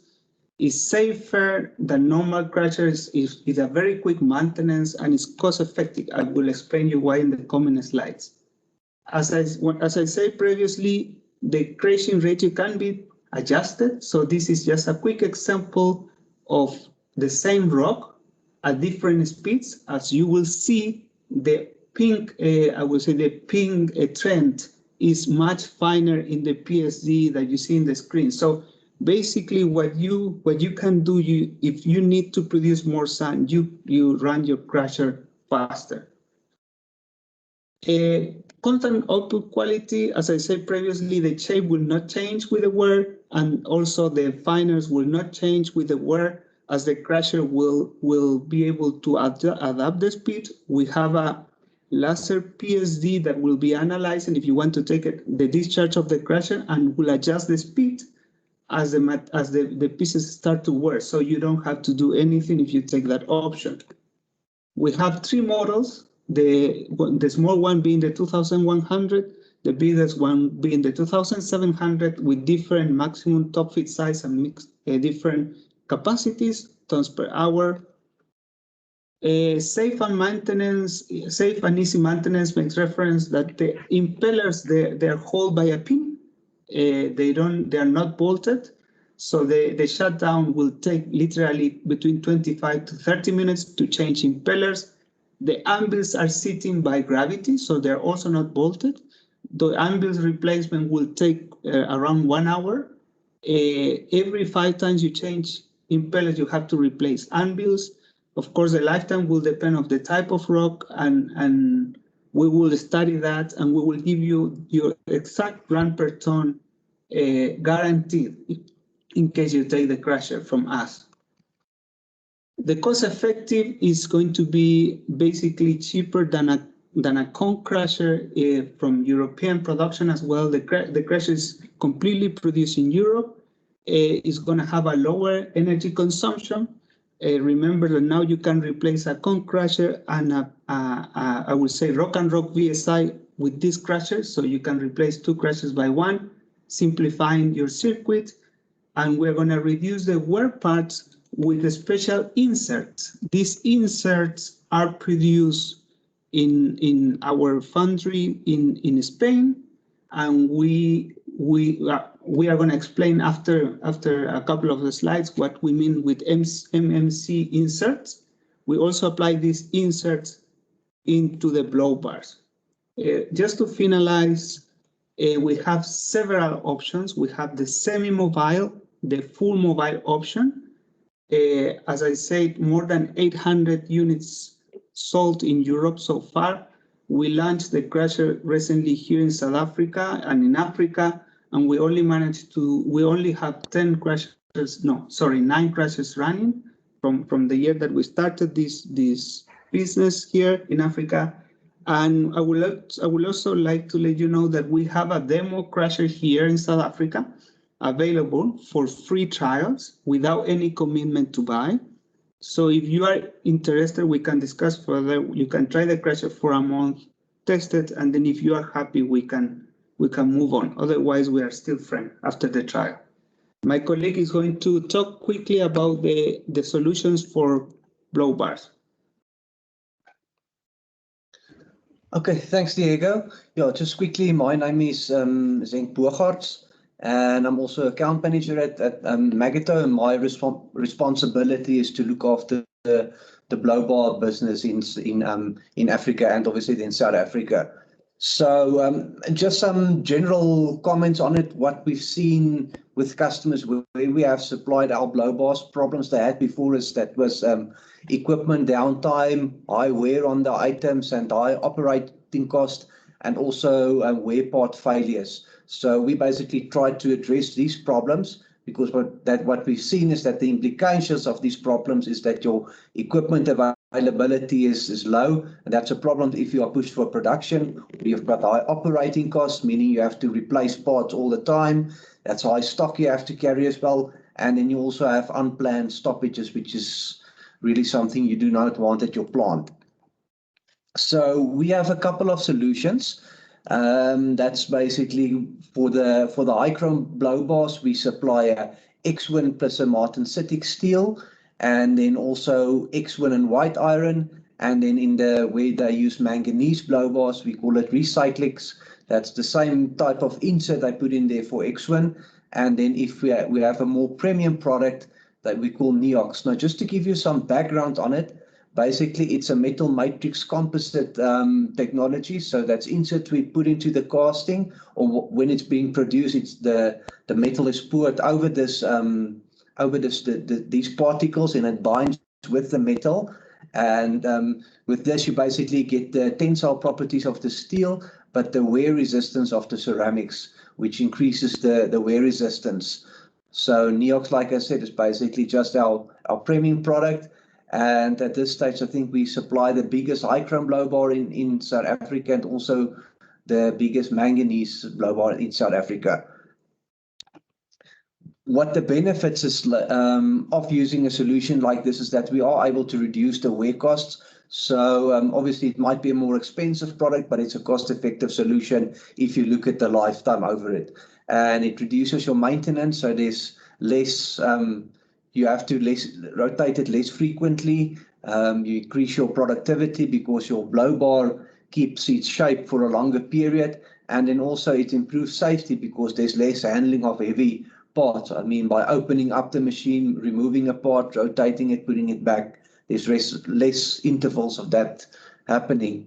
So just to give you an overview of a study that we did to show the improvement is that we were able to supply Neox blow bars, and we were able to increase the lifetime by 2.7 times.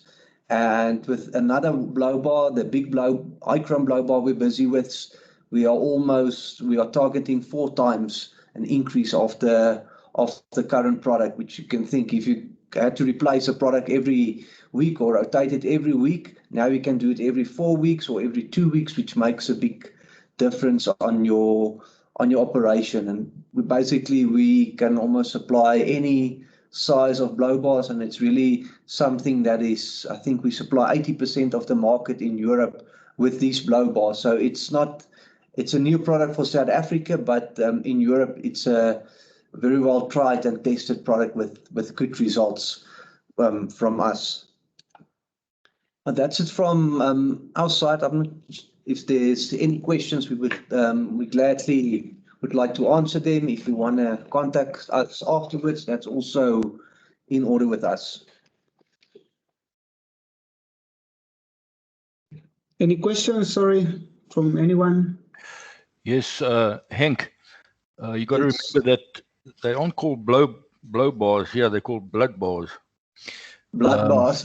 Yeah, but you've missed out another advantage to your blow bars because they're not wearing so quickly, and you're getting a longer life out of them.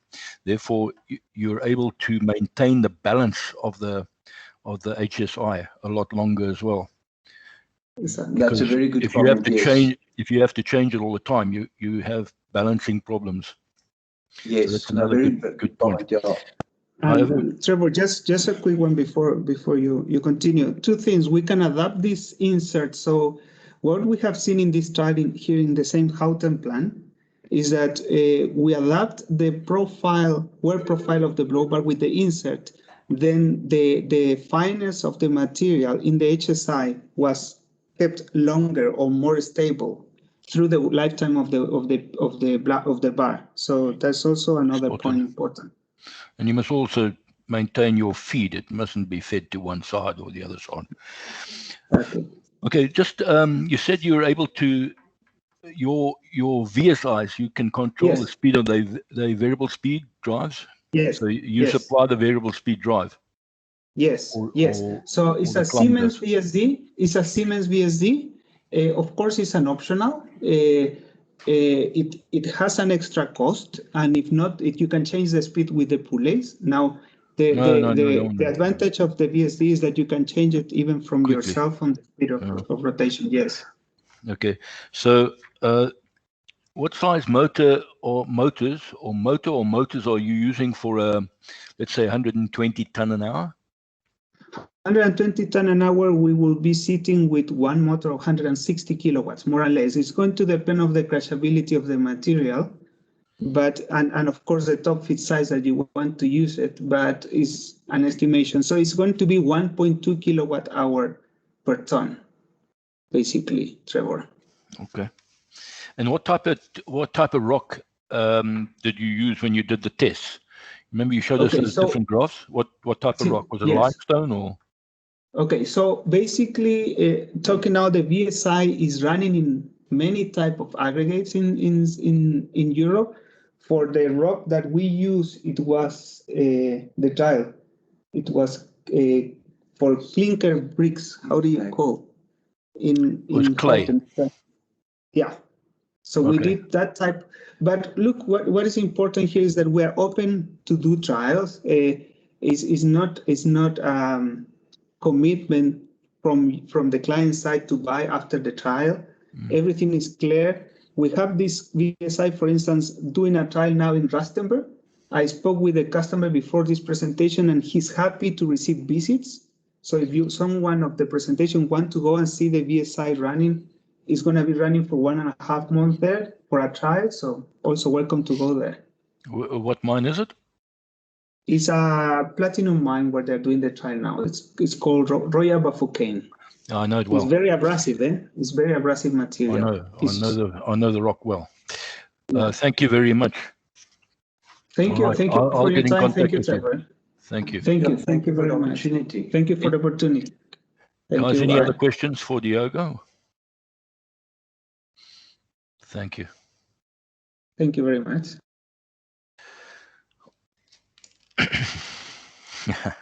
Okay, our next presentation is from a very good friend of mine, who I might add was a lot younger when I first met him, but these days he's getting as grey as I am.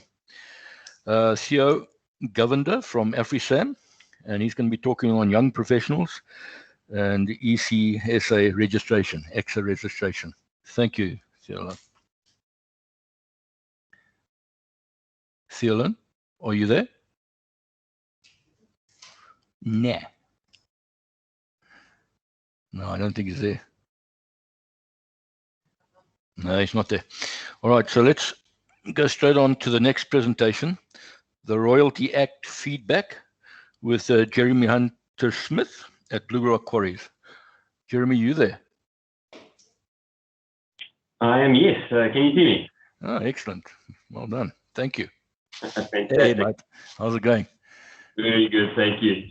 Good. Sure, thanks very much for setting it up, and welcome to everyone that's on board this afternoon, or this morning rather.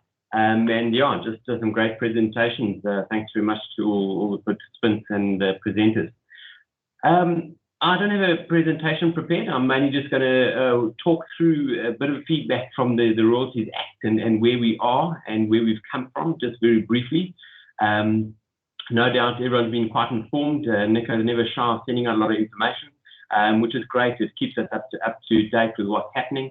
And I just thought it would be prominent to just discuss and let everyone know where we were with the Royalty Act. Obviously, the matter started back in 2011, where ASPASA was very proactive in creating a practice guide note on how to calculate. It was handled together with SARS. We even had SARS representation there. And it seemed to go well. And since then, we've had a couple of small operations. We assume they have been made sort of examples and maybe changing of their initial understanding, our understanding of the Royalty Act. And it comes down to two key factors: is ASPASA's understanding of a muck pile calculation, and SARS sort of changing their ideas and saying it should be a stockpile calculation. So the knock-on effect has been quite great on that, in terms of very few operations would fall into the exempt structure, which is below 10 million turnover, and less than 100,000 on the actual royalty payable per year. What's happened is we did engage with Shepson & Wiley for many years through Bureau itself. We were taken and audited, and we've been back and forth with various calculations, discussions with SARS, and it was brought to ASPASA's attention because there were only two other operations that I believe were audited, and Blue Rock was the only one that sort of put an appeal in saying, guys, we don't agree with SARS calculation. It's been an ongoing battle from 2013 when it was brought to our attention.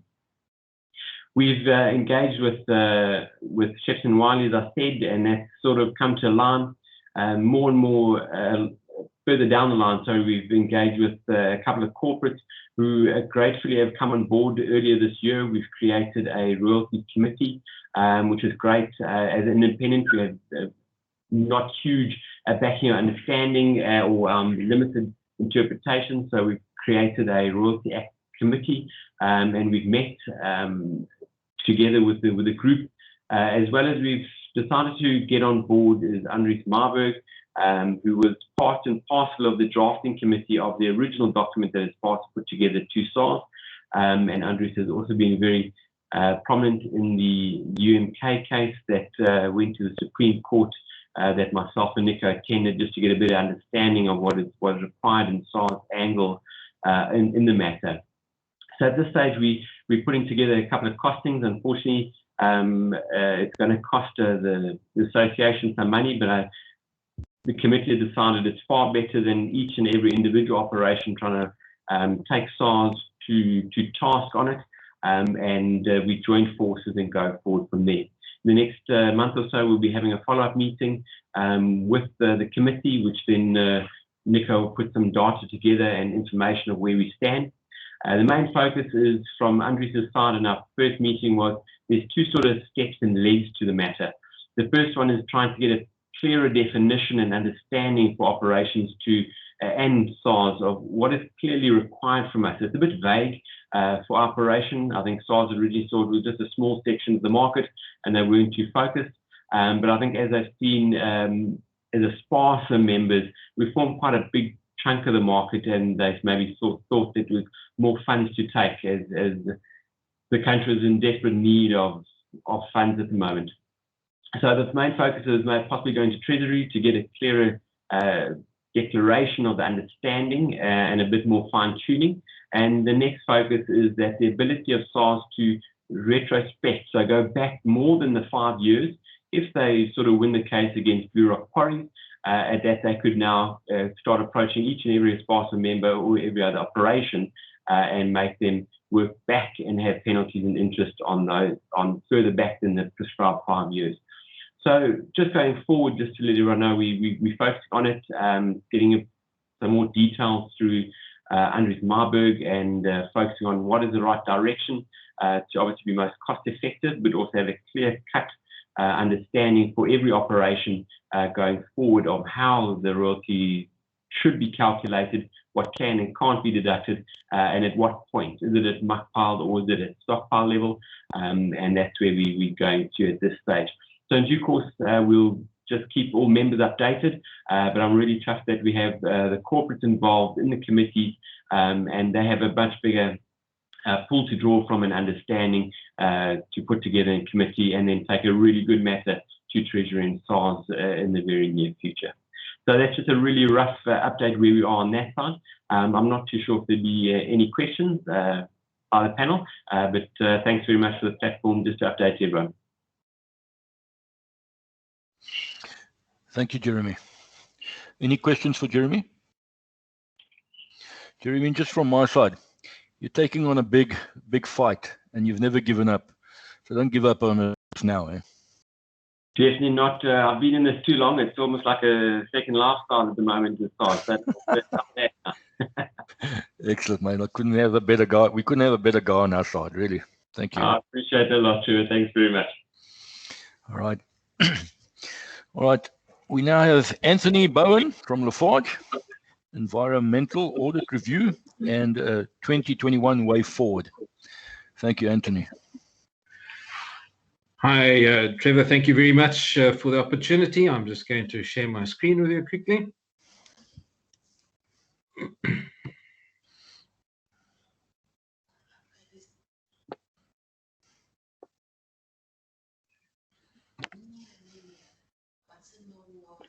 Trevor, is it visible? Thank you very much, Anthony. I can see it. Brilliant. Once again, thank you very much, Trevor, and the sponsor and the Gauteng region. What I'm going to do is basically give everybody some feedback on the new environmental audits that we are planning and what we've done and where we're heading to. So just a bit of background. The About Face audit program, which we're all very familiar with, which Alan Cluett did, that ended 2018. The follow-on was done by Lizette van der Walt. And then due to COVID-19, audits were suspended in 2020. And I think it's just safe to say that Lizette also left us at that stage. So during quarter four of 2020, that was sort of after the whole hype of the lockdown had ended, ASPASA, in conjunction with a couple of industry players, we decided to redesign the audit program. And it was deemed necessary due to the increased emphasis, and I'm reading this, on environmental issues. I think we're all familiar with the heightened interest from the environmental side, both from NGOs and from other stakeholders, local communities, all that sort of thing. It's an international and a local trend. And the brief was basically, let's design something by the industry for the industry. So a process-based program we developed by an appointed subcommittee. I was honored to be the chairman of that subcommittee. You know, you mentioned earlier, Nico has a way of getting people to do things. He certainly did with me. But yeah, we had it was a very interesting ride, and I'll go through what we've done. The input, we had a couple of meetings. Some people on the call on this forum have been involved, some more than others. And we've had a lot of input and consultation. And that, I think, was key to the success of this program. During the meetings, it was also proposed and accepted that we use the about-face structure. Now, the reason for that was most people have their environmental files in place. And we looked at it and said, well, you know, it's crazy to redesign the wheel. Let's use that information that is on file and just put it in a different format. So that's what we've done. We've stuck with that.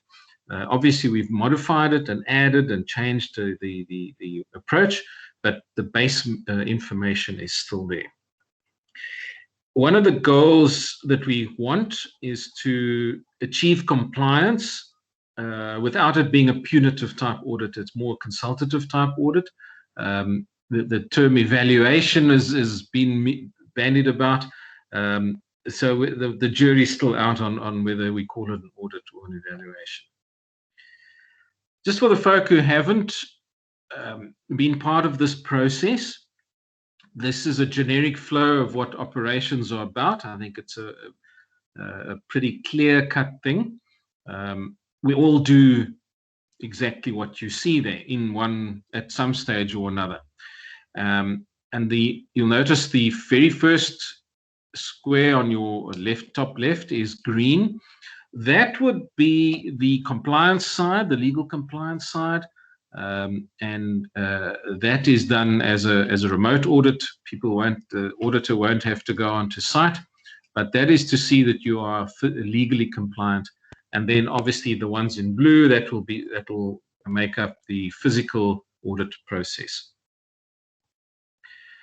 So the weighting of the various aspects, and I'll show you what the weightings look like just now, have been revised. We've put emphasis onto certain things. The scores have gone up for specific issues, and it was deemed necessary because of the high risk that some of the high risk issues. And we looked at it from a point of view, what can close your operation down? You know, where can you really get into trouble? And that's where we weighted that quite highly. Again, I say, as I mentioned earlier, the emphasis on compliance. And then one of the big ones will be the satellite industries on your site will be included in the audit from now on. And this is really because of the high risk that they pose to environmental compliance, as well as the managers or people in control of the specific site. We'll speak about this a bit more. This is just an idea, or not an idea. This is what we came up with on the audit weighting. I've highlighted or just bolded the high risk areas, especially now on the left hand side is the remote audit compliance audit section. As you can see, EMPRs, old and new order mining rights. It's now just new order. Mine plans, environmental performance assessments, financial provisions, water, And then the very last one at the bottom, which is the manager's presentation, is a high scoring part of the audit. Now, I'd like to just stick on that for a little bit, because that makes a huge part of the audit, the manager's understanding of what's going on his site. And the audit is also designed to make sure that the managers keep out of trouble. So in terms of NEMA, site managers, owners, or people in charge of a site are responsible for environmental damage, cleanup costs, restoration, and this is in your personal capacity, ladies and gentlemen. Unfortunately, NEMA is not a very nice law to cross. You can have a penalty, and I don't want to play this tune too often, but it's a fine and or jail time, and it's big numbers we're talking of here. So it's definitely better to keep out of trouble and do your thing properly. It's a retroactive principle and applies even if you've left the company. If you've dug that hole and put a whole lot of old oil filters in and covered it up, and 10 years later someone finds it, you are the person they can trace it back to you. You're going to have to answer and to fix up. So yeah, it's very much a cradle to grave principle, and I think we all need to be very aware of that as managers and directors and owners and people in charge of areas, what your responsibilities are. Satellite industries, for the folk that have got ready-mix sites on their quarries, asphalt sites, brick plants, guys, these are things that make a lot of mess. And if you've got water source courses close by, you are high risk. So I really would suggest that you have a look at it. As I said earlier on, the existing about-face filing system we're going to use, and as I've also mentioned, the audit is designed to assist the plant managers and the environmental responsible persons to be able to address specifically NGOs and other relevant authorities not only with confidence, but with the correct information.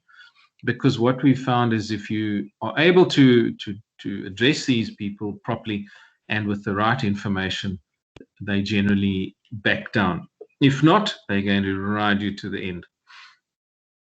And then the manager's presentation, as I mentioned earlier on, is really designed to get the guys' understanding of MPRs and the other environmental aspects up to standard, so that they are able to operate. The goal of this whole story is to achieve environmental compliance for all ASPASA members. We want to use a user-friendly and practical audit, compliance audit. As I've said, we want to equip site managers to be able to deal with the people. And as I've also mentioned, it's not a punitive exercise. So we were very fortunate to be given access to a quarry. Thank you, Letitia, for giving us one of your operations. And we did a full dry run audit at an operational site. We did both the remote and the physical side of the audit. It was done on the day. Nico was there. I did the audit and we had some people there. Letitia was there. We did it as realistically as we possibly could. It wasn't we didn't put kid gloves on. We went for it and looked. We tried to get the real picture. So it was a very successful day, and I think the outcomes were very realistic. The scoring that came out of it was realistic, and I think that was really the test that we were looking for. And again, I'm coming back to the manager's presentation. The importance of that is so important in this audit. I mean, it carries a big score. It's not just for the manager's presentation, but it answers a hang of a lot of questions in the audit. So if the manager does a good presentation, it makes, he just scores all over the place and will ultimately come out looking good. During the one feedback meeting we had, it was requested that we have a workshop just to point the guys in the right direction. so that they know what to put in their presentations. The school of thought there was, we're not going to spoon feed anybody, but we're just going to give guidelines. Obviously, managers need to be autonomous and they need to show us what they can do. And I mean, we're not that they are responsible people, so let them show, show their level of competence. So on the 23rd of June and the 7th of July, there will be a workshop which is presented. I will be doing that, and just to help the guys to get to where they have to go. On our dry run audit, participating members were satisfied. The guys, the site staff and others were very happy with the result. I think they would have possibly liked a slightly higher percentage, but as Letitia very rightly mentioned, she said she'd rather have it the way it was, so that there's room for improvement, and the gaps have been identified. So that was what that was where it ended.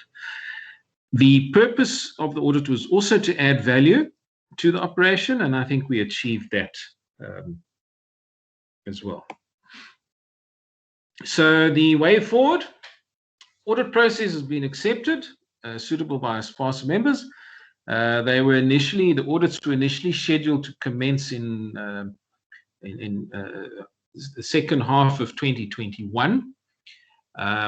But some of the comments that came back, or feedback, was, guys, give us a break. We're really tired of these things. I think the COVID fatigue has really hit home. So it was decided to start in January 2022, which I think is possibly a very good idea. Members have been asked to give ASPASA an indication. I think you've all seen the circulars that have gone out from Nico.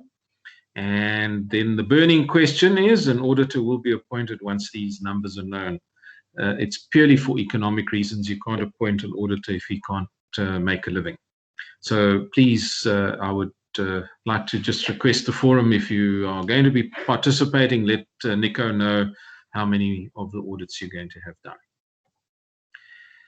In conclusion, the audit process, as was originally we were originally tasked to do, was designed by the industry for the industry. Site compliance being the main objective, equipping operational managers with the skills to handle environmental issues, and to ensure that the industry, and I think this is a very important part, that the industry has a high level of overall compliance in environmental issues. You are going to see a lot more pressure being put on the various operations, whether you're a corporate or an independent. You've got a target on your back from environmental groups and from local communities. So ASPASA can assist with this by doing these audits.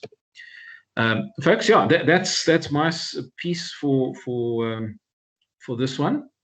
I don't know if there are any questions. Thank you very much, Anthony. Any questions for Anthony? Letitia.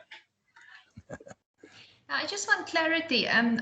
Is the constitution of ASPASA changing? Because as I have it, if you're a member, you will partake in both the safety and environmental audit. And now you're asking for members to show their interest in participating. So I think, Letitia, a very good point there. It's really, we're just looking for commitment. Last year, all audits were cancelled for various reasons, and people are a bit scared. So I think Nico is just looking to see what the response is, how many we must budget for, and then he can do his thing. Nico, you might want to just add on to that. I think that's right. What Letitia said is absolutely right. In the last circular, I also pointed that out. But we just wanted to see if the people were interested in jumping the gun and starting this year. But we've all agreed it'll be done in January. Then we'll diarize it, and the story will carry on. Thanks, Anthony. Thanks, Letitia. Thanks, Letitia. Does that answer your question? Yes, thank you. Any other Any other questions for Anthony? Thanks, Anthony. Thank you, Trevor. Thank you for a very detailed feedback.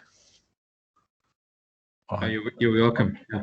I'm actually wondering if I'm going to look forward to it or not.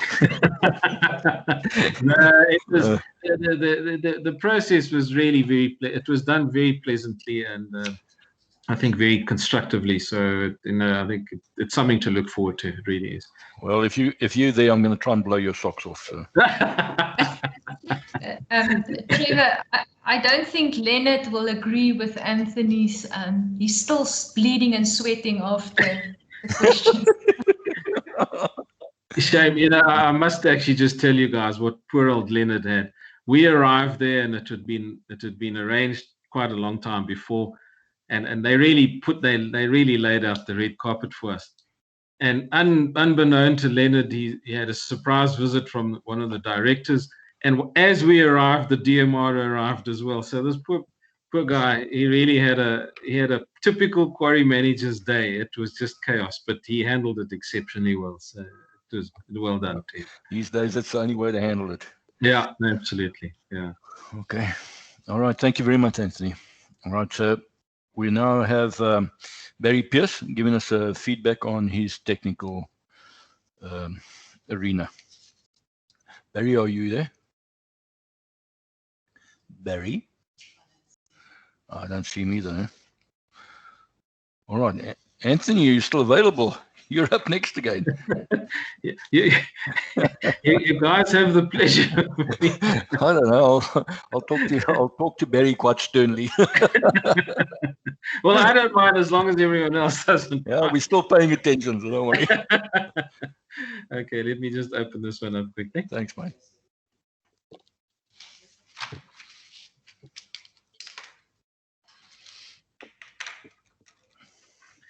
All right, there we go. Yeah, I can see it. Thanks. You got it? Okay, yep. Perfect. Thank you. Okay, folks. Yeah, I'm putting the other hat on now. Marius blew my trumpet there. Thank you, Marius, as the specialist, in PDS and traffic management. The brief that I had was to give us a PDS review and the way forward, and I think a lot has been spoken about on this whole subject and topic, and it's a difficult one. So let's run through it. I'm going to just give some background as to what's going on, and then some ideas to go forward. So the background is, in terms of Mine Health and Safety Act, you have to make sure that you take all practical measures to protect your people and to avoid collisions between machines and people and machines. So at any mine where there's significant risk, Chapter 8 of the Mine Health and Safety Act, guys, go and read it. It's very clear what it says. You have to do something. So you need to identify the measures to take in order to mitigate the risk. And these can be all sorts of things. They can be risk assessments, PDS systems, traffic management planning, etc. It doesn't specify that you must have a PDS system. But the inspectors like this product, and they are going to give us a hard time. They're already in some areas they have already.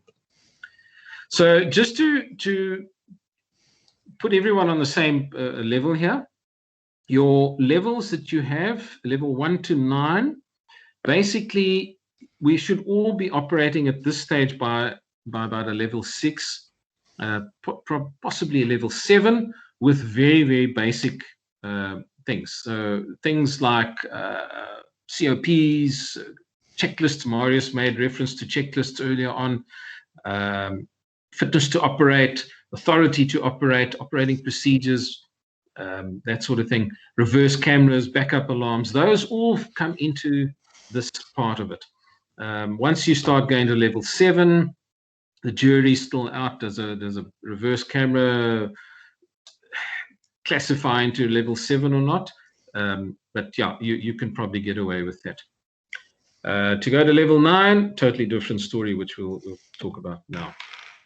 So the current situation with the PDS, Minerals Council did a comprehensive feasibility study on PDS, and they came up with a few things that were, I think, I personally agree with very much, and I've said so right from the start, that there's a limited number of approved suppliers. And here, folks, please understand something. When we say approved suppliers, these are guys that are that have a product that's going to work.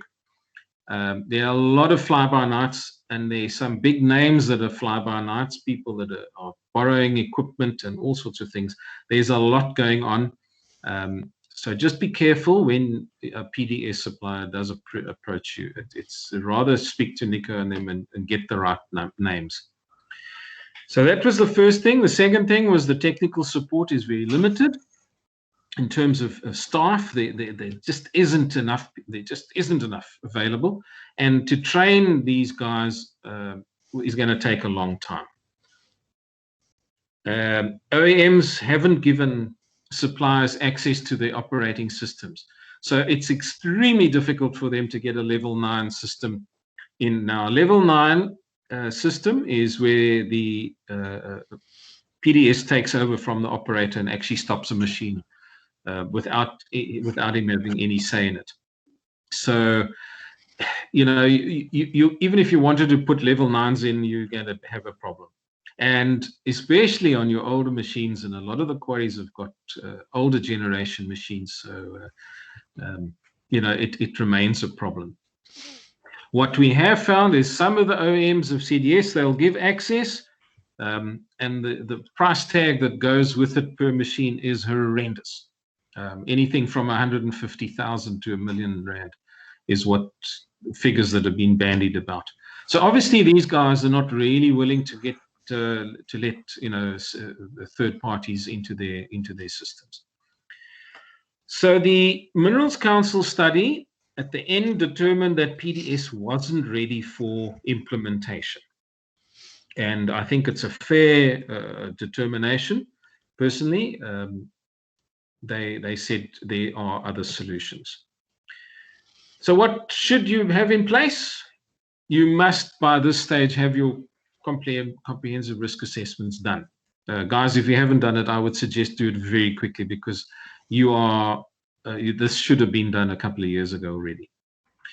So the risk mitigation measures that you identified in the risk assessment should have been implemented, and your measures, as I mentioned earlier, you should be able to achieve a level 6 and possibly level 7 by doing what's on this slide. Way forward, Mineral Council determined that the traffic management systems should be done. They're easy to implement, and as they said on the presentation, it's a low-hanging fruit which you can pick, and you can get your things put in place. Now, the traffic management system will certainly assist you in mitigating your risks. So you'll be able to take your risk assessment and say to any inspector, we've put this in place, these are mitigating measures, and our risk is now low. So you won't have that, you'll be able to operate. The tests of PDS have also shown that without your traffic management system being in place, your PDS effectiveness is reduced. I did a test on site, very nice equipment from a reputable supplier. It worked. It wasn't a level 9, it was up to level 7. It worked very nicely, but we definitely found that our traffic management system enhanced the effectiveness of the PDS. So I would really suggest that you get your traffic management system sorted out. So the objective of traffic management, I'm going to just give very quickly, Trevor, if I may, just give some examples and some ideas to everybody on site, on the call. It won't take too long, and just give you some ideas and some food for thought so that you can think about it. The objective of your traffic management is obviously to achieve zero harm. That I think there's not a person in our industry that doesn't want to adhere to this. The worst thing you can have is an accident. So traffic management deals with the safe movement of people and vehicles. It's as simple as that. It really, and keep it simple. Don't make it complicated. Why do you do traffic management? You obviously want to prevent this from happening. Now, I'm going to just stick with this picture for a little while. In that, there was a Toyota Condor that ended up under this rigid, and there were 3 people killed in this incident. So 3 families have lost someone, but remember the operator of that machine didn't come to work to kill those people. So I can guarantee you he's not going to drive a rigid again in his life. He will, or he or she, that operator is hammered. And you know, we need to remember these things. Sometimes the ripple effect of an accident like this can really have long-lasting effects. And this is preventable. It really and truly is. So the notion, and this comes from MOSH, who are also very, very helpful with traffic management, the notion that a specific unwanted event has not happened for any number of years at an operation is not justification for ignoring a hazard or specific unwanted event. Guys, don't put your head in the sand. If you might have been lucky for many years and nothing's happened. I don't think it can't. So look at it when you do your risk assessment. Look at it from the point of view that what can go wrong. There's a lovely, or there was a nice ad on TV. You know, what can go wrong? Use that analogy. So when doing your traffic management planning, please the following, and this is all homegrown information here. Involve the following people in your planning phase, and it's important right from the beginning to get these guys involved. All your staff operating equipment, all your organized labor, your supervisory staff, and your managerial staff. Because if you don't, it's going to fail. We've experienced this. We've found it in operations where we've done, try to install traffic management where the guys have not involved everybody from the ground up, and the systems have failed. You turn it the other way around, and the systems are really well received. So your physical assessment, look at the scenario critically. Look at what can be implemented. Don't fool yourself, and keep it simple. It really, if it's simple, it's easy to work. It's easy to implement, and people will adhere to it. Make it complicated, they're going to take a shortcut. We know what we're dealing with on our sites. So the approach that or should I say that I took, and certainly what we've found is very successful, is you do a risk evaluation of historical data and go back 5 to 7 years, and all those little incidents where the guy's knocked the mirror off and he's done this and he's reversed into a front end loader and the excavators bumped the side, etc. Those are all must be included in here, and that way you're going to very quickly identify your high risk areas, and you can obviously then take measures to mitigate it. Then you do a proactive risk analysis, which is the MOSH based one. It tells you what can go wrong, and combine the two, and you end up with a very comprehensive thing, which no inspector can ever dispute. So the implementation of this it's a separation principle. If you separate, you can't, you can't end up in each other. It's like keep the girls and boys apart, and the birth rate goes down. It's as simple as that. And remember that you are continually changing your operational requirements. Your plan, your traffic management plan, is a living document. Please make sure it's sold that way, and that you must be willing to change. When your operators come to you, and they'll say it's not working in section 1 or 6, wherever. Can we do this? Accept it and implement it like that. So you need to develop and manage controls that will prevent unwanted events from happening. And the control is a barrier that either prevents or mitigates an unwanted event. folks, white stones are lovely. They really make a quarry look very nice, but they're completely ineffective when it comes to an ADT with 30 tons on it going at 40 k's an hour or 30 k's an hour. Those stones are not going to stop anything. You need to put up a berm of soft material and make it as high as you possibly can, because you literally want to, exclude machines and people from each other. Some ideas of control points. These are pedestrian crossings, and how you keep your pedestrians out of the way. I know it's not possible to not have interaction at somewhere on your quarry, but the trick here is to have, if you do have interaction, to have it in a controlled place. This is what it looked like before, and as you can all see, and we'll know, it's a recipe for disaster. This is what it looks like now. Nicely organized, all in place, not congested. Everyone knows where they go. Some ideas in pits. We have a truck parking area which is indicated. You close off your unused benches. Please don't use a cone or some danger tape. Close it off with material, because you want to limit people going and doing things that they shouldn't be doing. You'll notice there next to where the pedestrian walkway is, the arrow on the right-hand side, it runs all the way down to the plant, and a huge berm that separates machines and people. And that's what you need to do, so that you actually, when you walk down that walkway, you can't see over it. You can't see what's on the other side. And that is your separation principle.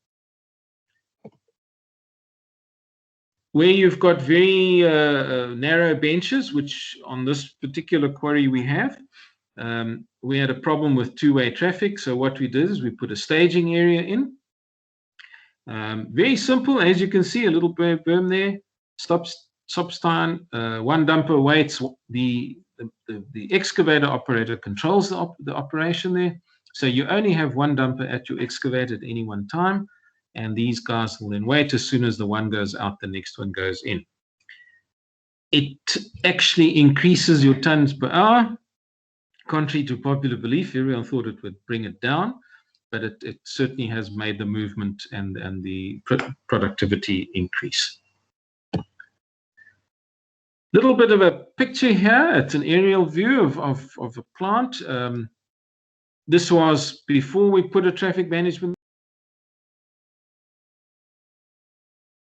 system in.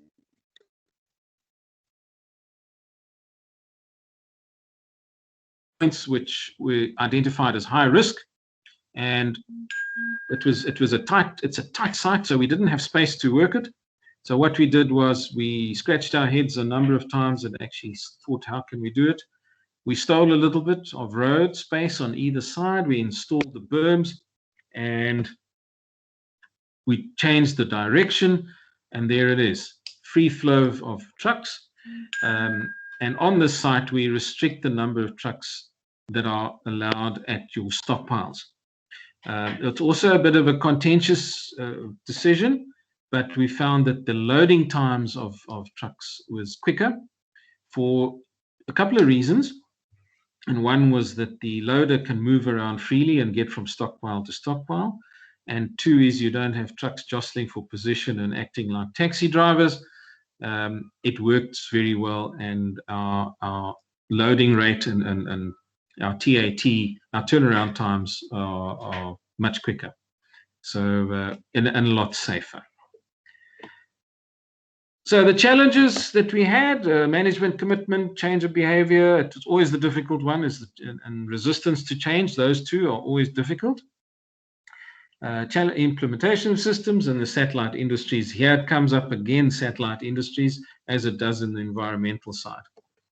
So the implementation, as I mentioned previously, we consulted with all the TMM operators. We had a willingness to change the plan. We had to you monitor the plan to ensure your compliance and a continued commitment to ensure the plan succeeds.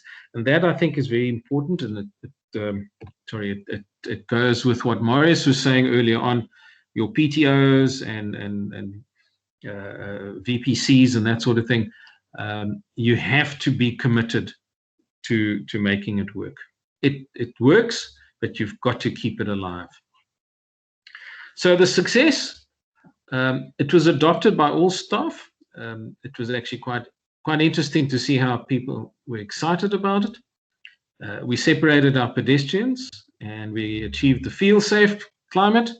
For the older guys on the call, I did what was known as the spouse test. Not many people know about it. Certainly the younger guys don't. I took my wife through the plant one day, and when we driven through, I said to her, "How did you find that?" And she said, "I felt very safe because those big machines couldn't get to her." Then I knew we'd actually achieved what we wanted to. Just a word of advice, take your wife, not your girlfriend. You could end up in another dangerous situation. So the management of suppliers and the collections and deliveries was also a bit of a challenge, but that was a success too. The cost, folks, time and effort. A little bit of machine usage really, and I used 966 in its quiet time. Instead of it standing doing nothing, I'd shown the loader operators where I want the berms, and they just, if there were no trucks to load, they just made some berms. And really, it didn't take us very long. I think we were, total time was about 4.5 weeks, and we'd finished the entire operation without affecting our production at all. A lot of common sense and a lot of commitment and effort. Those are the things that you need. Really, the cost involved, we used material we had. And as I said, soft material, everyone's got some. And we just did it as we went along, and it worked very easily. The returns, everyone feels a lot safer. We have a safe flow of TMMs and trucks. We've reduced the congestion at critical points, and we've improved the productivity on our tons per hour dramatically. And that's my story. Any questions, I'd be happy to answer.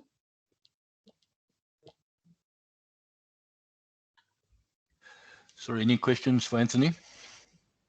There's a stunned silence, I see. Yeah. I'm still trying to get over the take your wife and not your girlfriend. Well, it's cheaper. It's actually the only thing I wrote down. Thank you very much, Anthony. Great stuff. Thank you, Trevor, and thanks very much. Thanks a lot.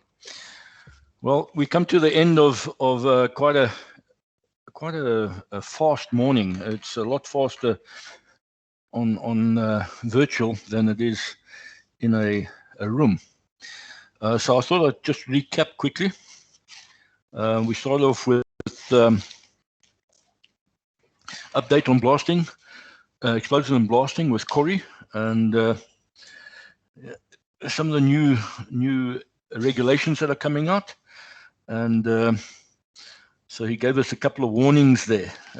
Copy of your bench delivery permission, have it available. Ensure that you have a magazine master when you have a magazine, and a copy of your mining rights must be available at all times. They should be on your board anyway. Your transport permit must be checked and make sure that there are no changes, and any changes that are reflected are on the transport permit. Then we had Jonathan from African Weather. So if anybody wants to, why I brought this guy in the beginning was so that he can sort out my lightning prediction, because at the moment I just wanted to see if I could become a little bit more compliant, if I could put it that way, because right now the lightning prediction starts off about 40 minutes before we even see a storm. So I was trying to get something a little bit more delicate, if I can put it that way. And then he told me about this blasting and this blasting prediction, and I just loved it, because our operations are quite hemmed in by residences. All right, then we had Marius van Deventer with regards to the health and safety audits and a feedback on that. And that's where I wrote the most. So I've got a lot of work to do. Then we had financial provisions by Charlene on the new NEMA. Now it's moved from 2021 to 2022, and that's basically due to COVID. And she explained the annual rehabilitation plan, the financial plan, and we must do our risk assessments. We then go on to what is it? The presentation by Diogo on his VSI, and okay, I'm going to actually ask him to come and do a test for me. So when I get that sorted out, I'll let Nico know, and we can put it out. And anybody who would like to come have a look at the test, they can join. I'll have a look at doing it at our brick operation. Then on to Jeremy Hunter-Smith with regards to the royalty and feedback. Jeremy, I don't know why you haven't studied to become a lawyer, but just keep on fighting. Thank you very much. Environmental audit review by Anthony Bone. Anthony basically took over the lion's share of the whole meeting. But I'm looking forward to the new environmental audit because I learn a lot more about regulations that I've either forgotten or didn't know about. And then the PDS review and the way forward with regards to traffic management. So we should all be on a level 7. We should all have our traffic management plan in place, and all our risk mitigations or all our risk assessments should also be complete. Of points of interest is with regards to your traffic management plan, be committed. And that means be committed to the traffic management, don't not go to Tara or something. And then keep it simple, get all staff involved, use common sense, and never take your girlfriend to the quarry. Okay, thank you very much. Thank you very much, Anthony. And thank you very much to all of you. Everybody gone? Are we still here, Trevor? I can't see any of you now. We're going to close up now. Thanks, Trevor. All right, thanks, guys. Yeah, thank you. Have a very good day and a safe day as well. And stay negative as it's a positive thing. Eh? Yeah, that's true. Thank you, Trevor. Cheers. Bye-bye. Cheers, guys. Cheers. Thank you, Trevor. Speak to you soon.